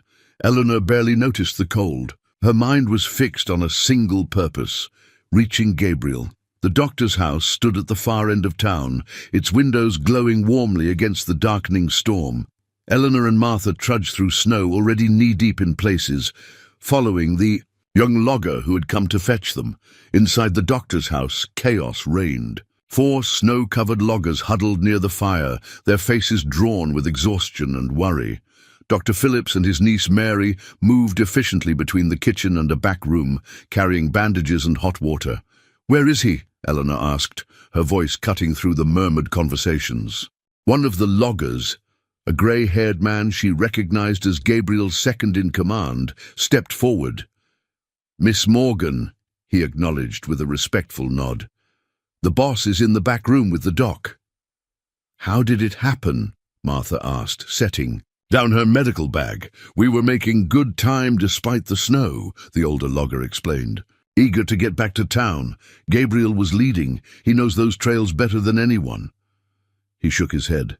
"None of us heard it coming. 1 minute we're riding single file, the next there's a roar like thunder, and half the mountainside is coming down." Eleanor listened intently, trying to picture the scene. "Gabriel spotted it first," another logger added. "Shouted for us to ride hard. But Johnny's horse stumbled, and the boss doubled back." He swallowed hard. "He got Johnny and Be clear, but his own horse panicked, threw him right in the path of the slide. We dug him out as fast as we could, the grey-haired man continued. Found his horse dead, but Gabriel was breathing. He was conscious enough to direct us here rather than trying to make it to the northern camp infirmary. Eleanor's heart clenched. At the image of Gabriel, buried in snow and debris, injured, but still thinking clearly enough to get his men to safety. The door to the back room opened, and Mary Simmons emerged, wiping her hands on a towel stained with blood. Her eyes widened slightly at the sight of Eleanor. "Miss Morgan," she acknowledged, "I should have guessed you'd come." "How is he?" Eleanor asked, ignoring the curious glances from the loggers. Mary's expression softened. "Stable, for now. The leg is badly broken, a compound fracture that my uncle has set. 3 ribs cracked, extensive bruising, and a nasty gash on his head that needed stitching." She hesitated. "He's been asking for you." The simple statement sent a rush of emotion through Eleanor's chest. "May I see him?" Mary nodded. "Of course. My uncle is finishing the bandaging. I'll tell him you're here." She disappeared back into the room, returning moments later to usher Eleanor inside. The small chamber had been converted to a makeshift surgery, the air heavy with the smells of blood, antiseptic, and sweat. Gabriel lay on a narrow bed, his tall frame barely fitting the space. His right leg was splinted and bandaged, his torso wrapped tightly with clean white strips. His face was pale beneath his beard, a stark contrast to the dark stitches closing a wound above his left eyebrow. Despite his injuries, his eyes were alert, and they found Eleanor immediately as she entered. The relief that washed over his features was unmistakable. "You came," he said, his voice hoarse but steady. "Of course I came," she replied, moving to his side. Without thinking, she reached for his hand, careful to avoid the scraped and bruised knuckles. Dr. Phillips, a thin man with silver-streaked hair and kind eyes, nodded to Eleanor. "I've given him something for the pain, but he refused to rest. Until he saw you." "Stubborn," Mary added, but her tone held no malice. "I'll leave you two for a moment," the doctor said, gathering his instruments. "But only a moment, Miss Morgan. He needs rest." Eleanor nodded gratefully, and the doctor and Mary left the room, closing the door behind them. In the sudden quiet, she could hear Gabriel's labored breathing and the howl of the wind outside. "You should have waited out the storm," she said. Softly, squeezing his hand, a ghost of a smile crossed his face. "I promised I'd be back today." "Not at the cost of your safety," she chided gently. Gabriel's eyes held hers. "I wanted to see you," he said simply. "Thought about you every day I was gone." The raw honesty in his voice made her throat tighten with emotion. "I thought about you too," she whispered. He shifted slightly, wincing with the movement. "Doc says the leg will heal, but it'll take time. 6 weeks at least before I can put weight on it." "Then you'll have 6 weeks to rest," Eleanor said firmly. "Can't rest," Gabriel argued weakly. "The camp will manage without you for a while," she finished. "Your men seem quite capable." Gabriel frowned, clearly troubled by the forced inactivity. Ahead of him, "I've never been idle, don't know how to be." "Then it's fortunate you'll have me to teach you," Eleanor said, summoning a smile. "I'm told I can be quite stubborn when necessary." That earned a small chuckle, followed immediately by a grimace of pain. "Stubborn enough to match me, I'd wager." A gentle knock at the door announced the doctor's return. "Time's up for now, Miss Morgan. My patient needs sleep to heal." Eleanor nodded and reluctantly released Gabriel's hand. "I'll return tomorrow," she promised. "Eleanor," Gabriel called as she reached the door. She turned back to him. "Thank you," he said softly. Outside the surgery, the loggers had departed, leaving only Martha waiting in the doctor's front room. Mary was preparing a tray of tea, her movements precise and efficient. "How is he?" Martha asked as Eleanor emerged. "Stubborn," Eleanor replied with a faint smile. "But the doctor seems confident he'll recover." Dr. Phillips had followed her out and now addressed both women. The break is severe, but clean. Provided infection doesn't set in, he should regain full use of the leg eventually. The ribs will mend on their own with time. Where will he stay during his recovery? Martha asked, voicing the practical concern that had just occurred to Eleanor. He can't be moved tonight, the doctor replied. After that, he glanced at his niece. Mary spoke up. We have discussed it. Gabriel can remain here for the initial recovery. We have the space, and medical supervision will be essential in the early days. Eleanor felt a strange twinge at the thought of Gabriel recovering under Mary's care. It was irrational, she knew. Dr. Phillips and his niece were the most qualified to tend to Gabriel's injuries, but still, the idea unsettled her. That's very unkind, she managed, keeping her voice neutral. Mary met her gaze directly. It's the least we can do. Gabriel has done much for this town over the years. The storm continued unabated through the night. Eleanor barely slept, her mind replaying the image of Gabriel's pale face against the pillows, his strong body rendered vulnerable by injury. By morning, Silver Creek was buried under nearly 2 feet of snow, with drifts much deeper against buildings and fences. The town had ground to a halt, streets impassable except on foot. Eleanor forced a path through the snow to the doctor's house shortly after dawn, carrying a basket of fresh bread Martha had baked and several books she thought might help Gabriel, and pass the time during his convalescence. Mary answered the door, looking surprisingly fresh, despite what must have been a long night of patient care. "Miss Morgan," she greeted. "You're early." "I was concerned," Eleanor replied honestly. "How is he this morning?" "Resting more comfortably. The fever we feared hasn't materialized, which is promising." Mary stepped aside to let Eleanor enter. "He's sleeping now, but I'm sure he'll be glad to see you when he wakes." Eleanor followed Mary into the warm kitchen, where she set down her basket. "I brought some books and bread," she explained. "I thought they might be useful." "That's thoughtful," Mary acknowledged, examining the book titles with genuine interest. Classical literature and poetry. Gabriel's favorites, if I recall correctly. The casual reference to her knowledge of Gabriel's reading preferences stung more than Eleanor wanted to admit. Of course Mary would know such things. They had been engaged to be married. "You mentioned yesterday that Gabriel would stay here during his recovery," Eleanor said, changing the subject. "For how long?" Mary poured 2 cups of coffee and offered one to Eleanor. "My uncle believes at least 2 weeks of careful monitoring are necessary.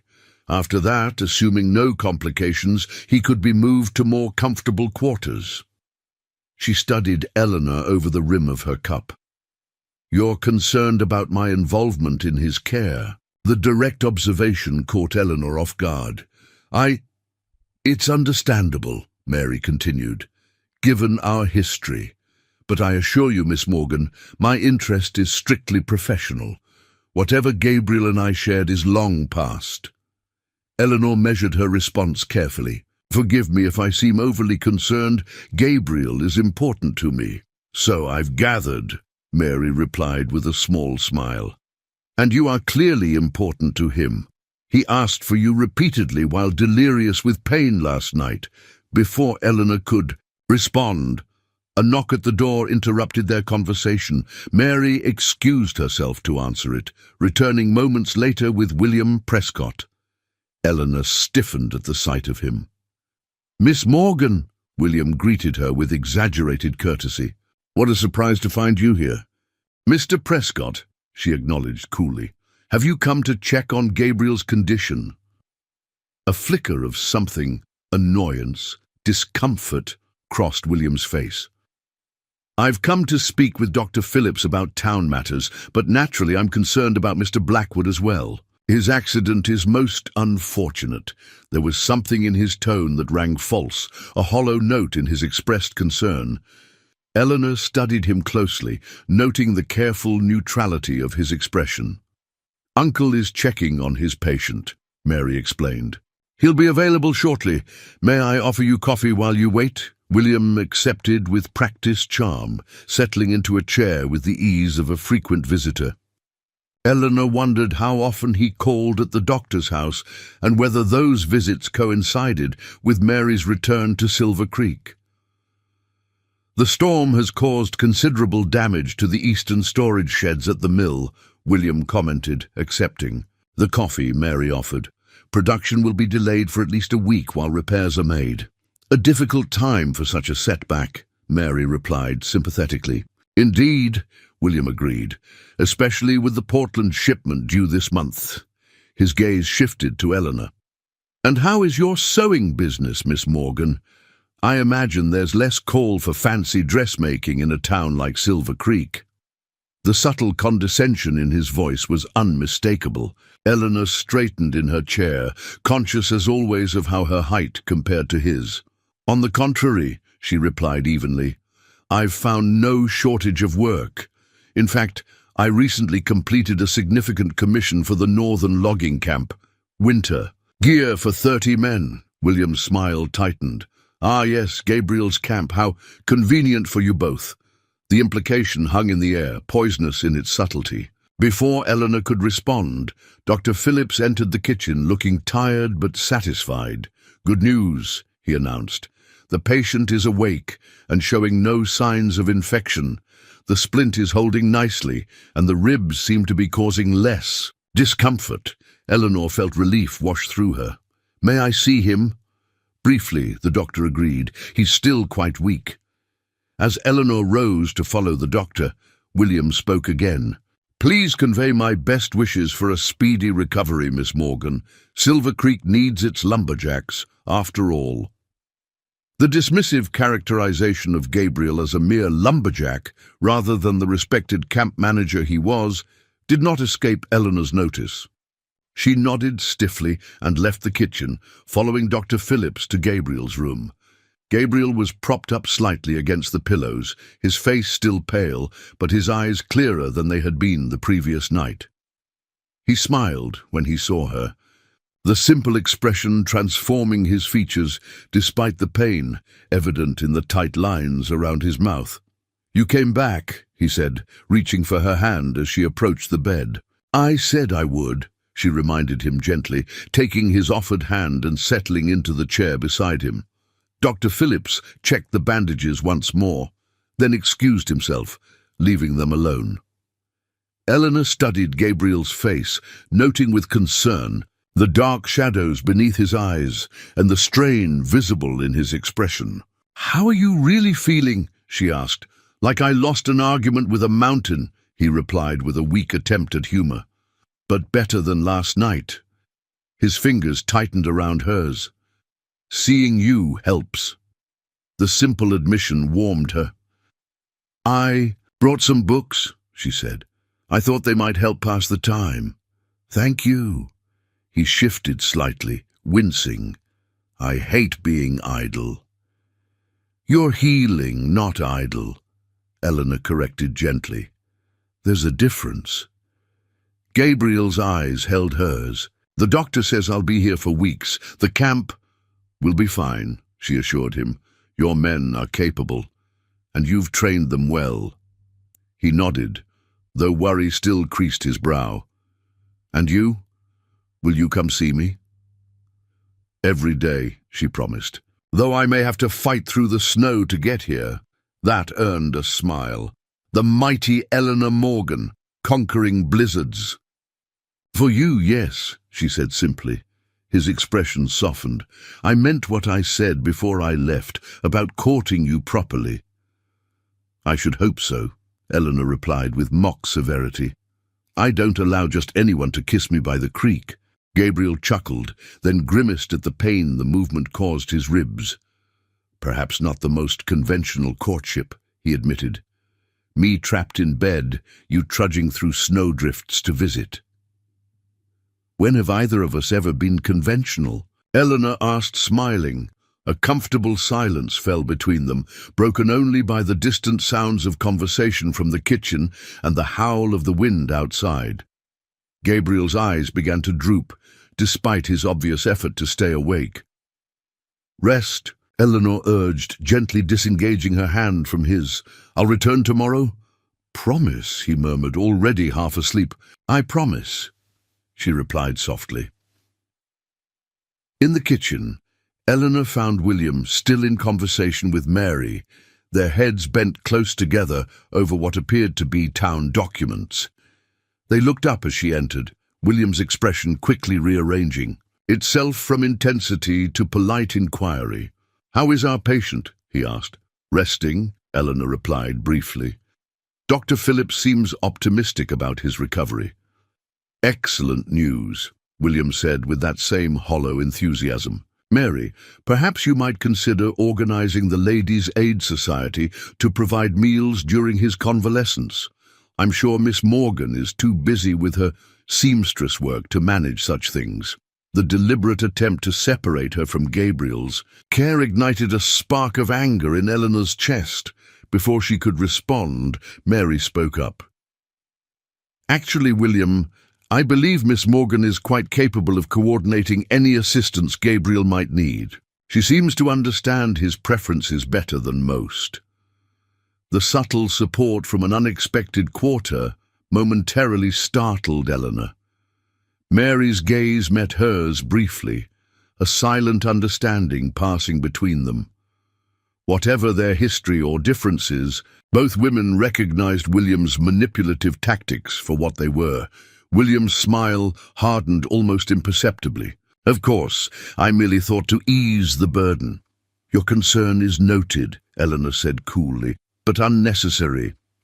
Outside, the storm had finally begun to abate, the snow falling in gentle flakes rather than driving sheets. Eleanor bid farewell to Mary and the doctor, pointedly ignoring William's offer to escort her back to the boarding house. As she made her way through the snow-covered streets, Eleanor reflected on the curious dynamics she had witnessed. William's interest in Gabriel's misfortune seemed calculated rather than compassionate. Mary's position was more difficult to gauge, professionally detached, yet personally invested in some undefined way. At the boarding house, Martha was waiting with hot tea and questions.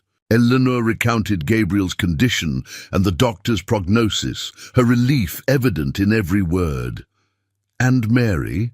Martha asked perceptively. "How does she factor into all this?" Eleanor considered the question. "I'm not entirely sure. She seems genuine in her desire to help Gabriel recover, but she was engaged to him once," Martha finished, "and old attachments can resurface in times of crisis." "Do you think she still cares for him?" The question had been plaguing Eleanor all morning. Martha sipped her tea thoughtfully. "Perhaps, but caring for someone doesn't always mean wanting to be with them. Sometimes it just means wishing them well from a distance." Eleanor nodded, finding comfort in the wisdom. "And William? He arrived while I was there, supposedly to discuss town matters with the doctor. Did he now?" Martha's eyebrows rose. Interesting timing. "He seemed pleased, somehow, about Gabriel's accident." "William Prescott has always resented Gabriel's standing in the community," Martha said grimly. "A man laid low by injury might seem like an opportunity to someone of William's ambitions." The suggestion chilled Eleanor. "You think he would use this situation to his advantage somehow?" "I think William Prescott rarely does anything without calculating how it might benefit him," Martha replied carefully. "Keep your eyes open, dear, and stay close to Gabriel during his recovery." Eleanor nodded, a new sense of resolve settling over her. "I intend to." The weeks that followed fell into a pattern. Eleanor divided her time between her sewing work and daily visits to Gabriel, whose recovery progressed slowly but steadily. The infection Dr. Phillips had feared never materialized, and within 10 days, Gabriel was strong enough to sit up for longer periods and even attempt to read the books Eleanor had brought. Mary remained professionally courteous during Eleanor's visits, never intruding on their time together, but always efficiently present when medical attention was needed. William, too, became a regular visitor to the doctor's house, ostensibly to discuss town business, but often lingering to exchange pleasantries with Mary. By the third week, Gabriel's frustration with confinement had reached a breaking point. Eleanor arrived to find him attempting to stand beside the bed, his splinted leg barely touching the floor, his face grey with pain, but set in stubborn determination. "What do you think you're doing?" she demanded, rushing to support him before he could fall. "Proving I'm not an invalid," he growled through gritted teeth. "You're proving you're a fool," she countered, helping him back onto the bed. "The doctor said 6 weeks minimum before walking." Gabriel's expression was thunderous. "I can't lie here any longer. The camp has sent regular reports," Eleanor reminded him. "Everything is running smoothly." "Too smoothly," Gabriel muttered. "Johnson writes that production is up 15% since I've been gone." Eleanor bit back a smile at his wounded pride. "Perhaps that means you've trained them well." "Or perhaps it means I'm not needed," he replied darkly. Eleanor sat beside him on the bed, taking his hand in hers. "Gabriel Blackwood, you are being ridiculous. Of course you're needed. But right now, what you need is patience." He looked at her, the storm in his eyes gradually subsiding. "I've never been good at waiting." "Then it's fortunate you have me to distract you," she replied lightly. His expression softened, and he reached up to touch her face. "The only good thing about this blasted injury is seeing you every day." The simple declaration warmed her. For all his frustration and impatience, Gabriel had never wavered in his affection for her. Each day he greeted her with the same joy, listened to her accounts of town happenings with genuine interest, and made no attempt to hide how much her visits meant to him. "Dr. Phillips says you might be able to move to more comfortable quarters next week," Eleanor told him, "if your progress continues." Gabriel's eyes lit up at the prospect of escape. "Where?" "Martha has offered a room at the boarding house. The back parlor can be converted to a bedroom temporarily, so you wouldn't need to manage stairs." The offer had been Martha's idea, proposed after witnessing Eleanor's daily trudge through the snow and her increasing concern about Gabriel's restlessness under Mary's efficient but impersonal care. "I'd like that," Gabriel said, his relief evident, "though I wouldn't want to impose on Mrs. Webb." "She suggested it," Eleanor assured him, "and it would make visiting you considerably more convenient." A smile spread across his face. "For entirely selfish reasons, then?" "Entirely," she agreed, returning his smile. Their moment was interrupted by a knock at the door. Dr. Phillips entered, followed by William Prescott. "Ah, Miss Morgan." William greeted her with practiced cordiality. "Devoted as ever to our patients. Recovery?" Eleanor nodded stiffly but didn't reply. "I've just been sharing some news with the doctor that might interest Mr. Blackwood as well," William continued smoothly. "The railroad company has finalized plans to extend the line through Silver Creek to the coast. Construction begins in the spring." Gabriel's interest was immediately piqued. That would significantly reduce transportation costs for the timber. "Operations?" "Indeed," William agreed. "The town council is negotiating terms now. Of course, major decisions about routing and land usage will need to be made." Something in William's tone set off warning bells in Eleanor's mind.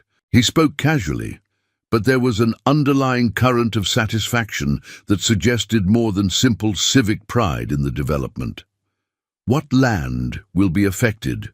Gabriel asked, clearly thinking along similar lines. William examined his fingernails with studying nonchalance. "Various parcels, some town properties, some outlying areas." He glanced up, "including, I believe, portions of the northern timber tract your camp currently operates in." Eleanor felt Gabriel tense beside her. "That land is under contract to Evergreen Timber," he said flatly. "For harvesting rights, yes," William acknowledged, "but the railroad has eminent domain for construction. The council will be voting next week on which proposal to endorse." His smile didn't reach his eyes.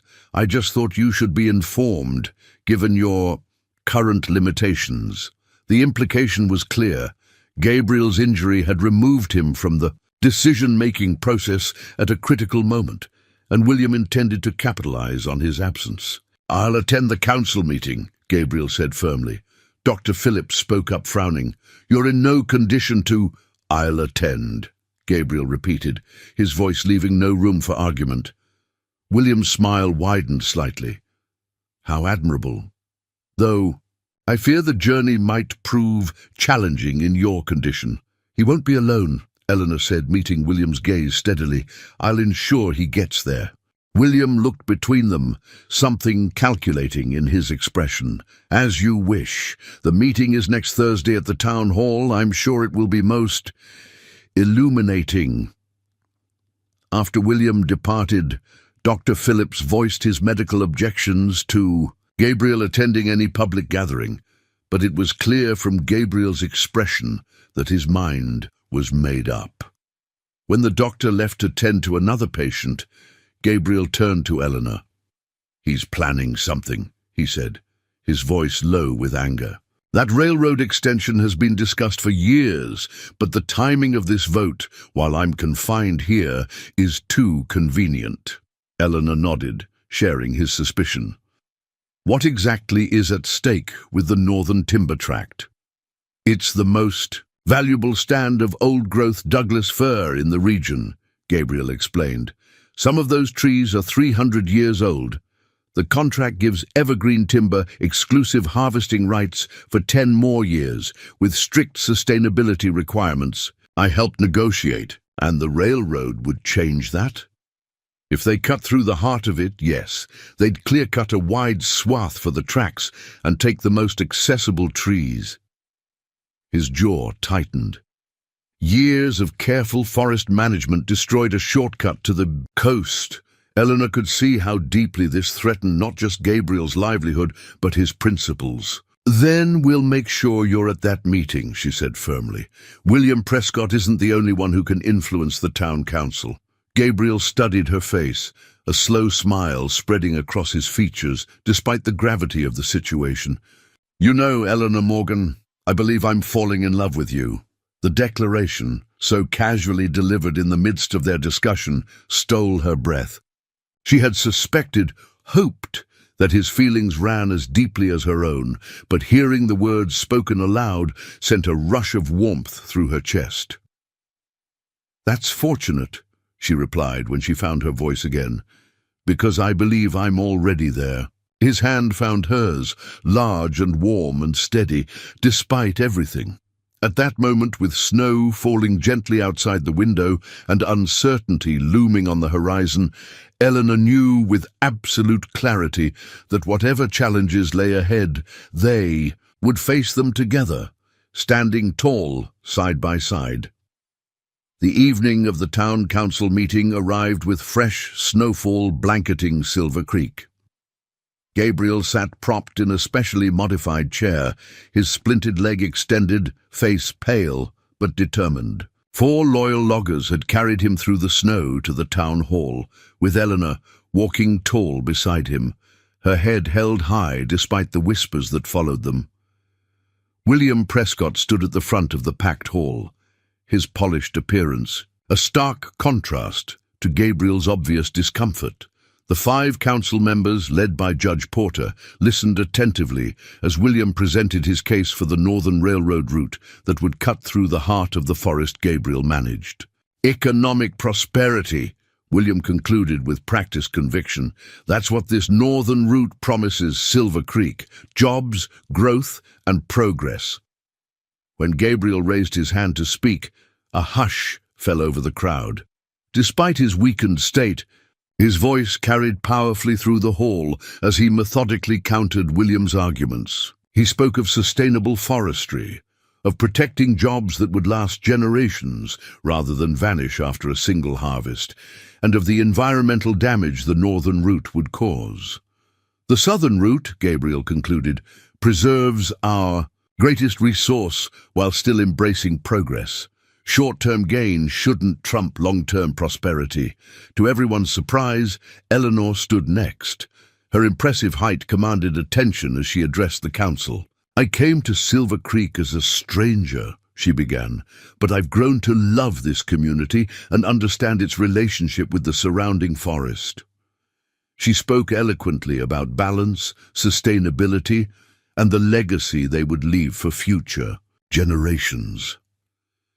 True progress looks beyond immediate profit to the future we create together. William's face darkened with each word she spoke. When she finished, he rose again.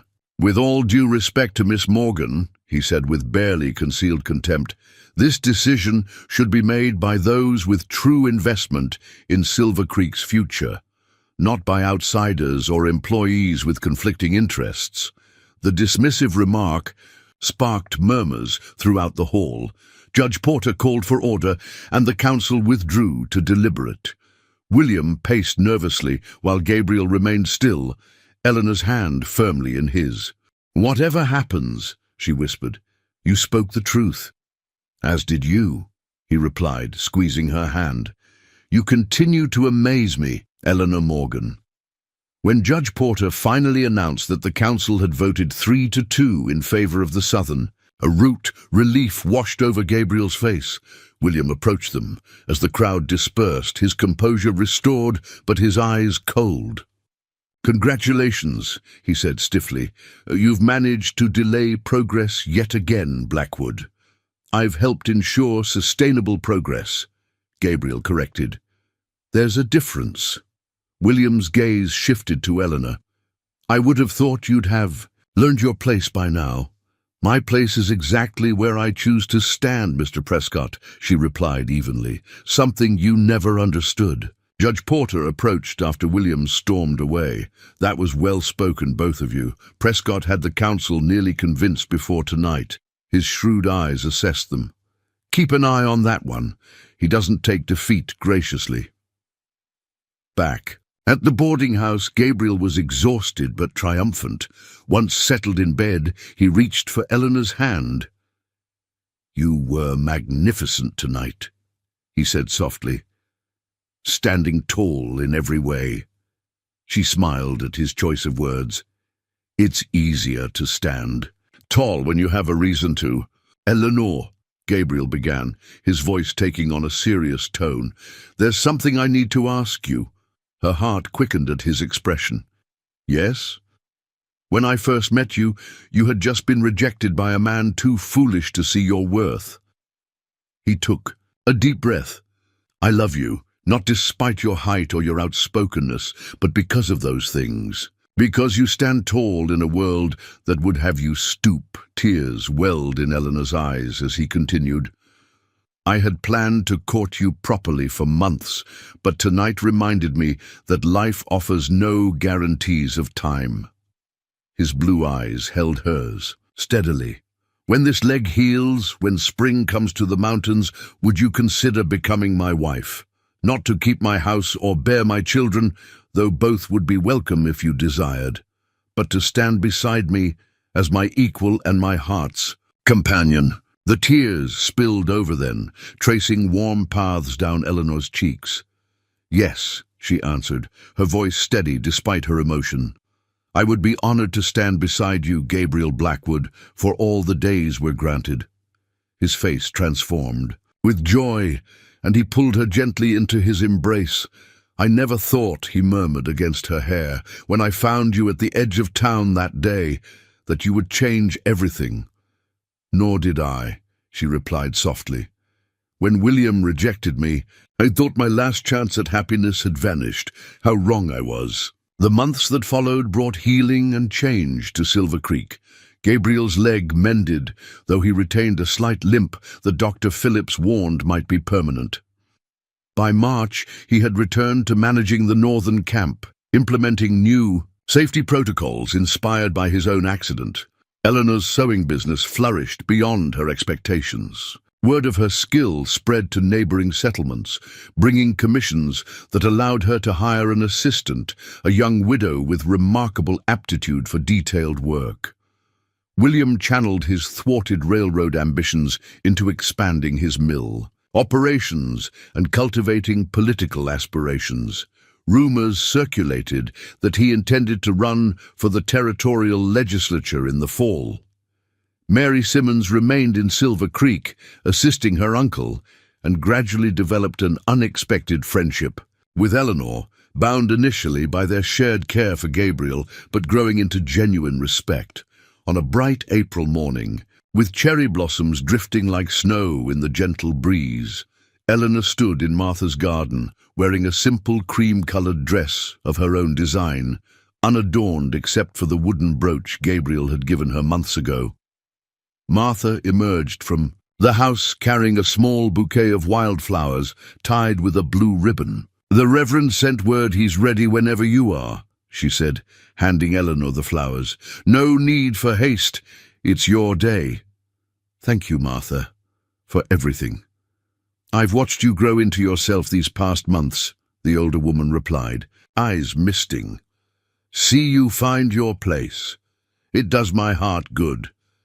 Gabriel appeared at the garden gate, tall and handsome in a new suit, his blue eyes bright with anticipation.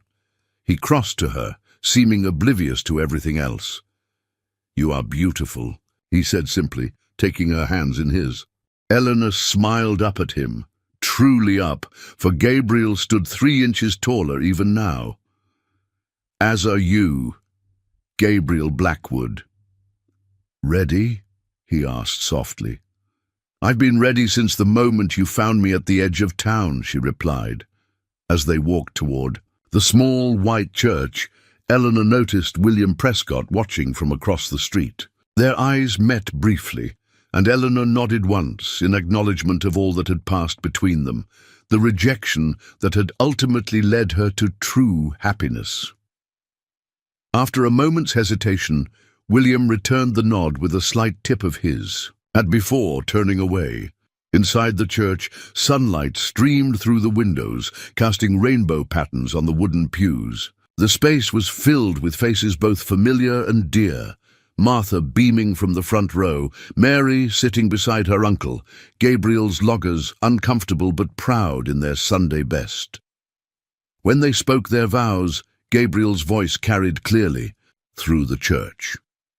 Eleanor's response matched his in certainty, her promise flowing from a heart that had finally found its home. "What God has joined together, let no man put asunder," Reverend Taylor proclaimed, as Gabriel's lips met hers, sealing their union with a kiss that promised both passion and partnership. Eleanor knew that she stood exactly where she was meant, to be tall and proud beside the man who had seen her true value when others could not. Outside the church, spring sunshine bathed Silver Creek in golden light. For the woman once rejected for being too tall, and the lumberjack who had recognized her perfect match, the future stretched before them like the endless Oregon sky, vast with possibility and beautiful in its unlimited horizon. Up next, you've got 2 more standout stories right on your screen. If this one hits the mark, you won't want to pass these up. Just click and check them out. And don't forget to subscribe and turn on the notification bell so you don't miss any upload from us.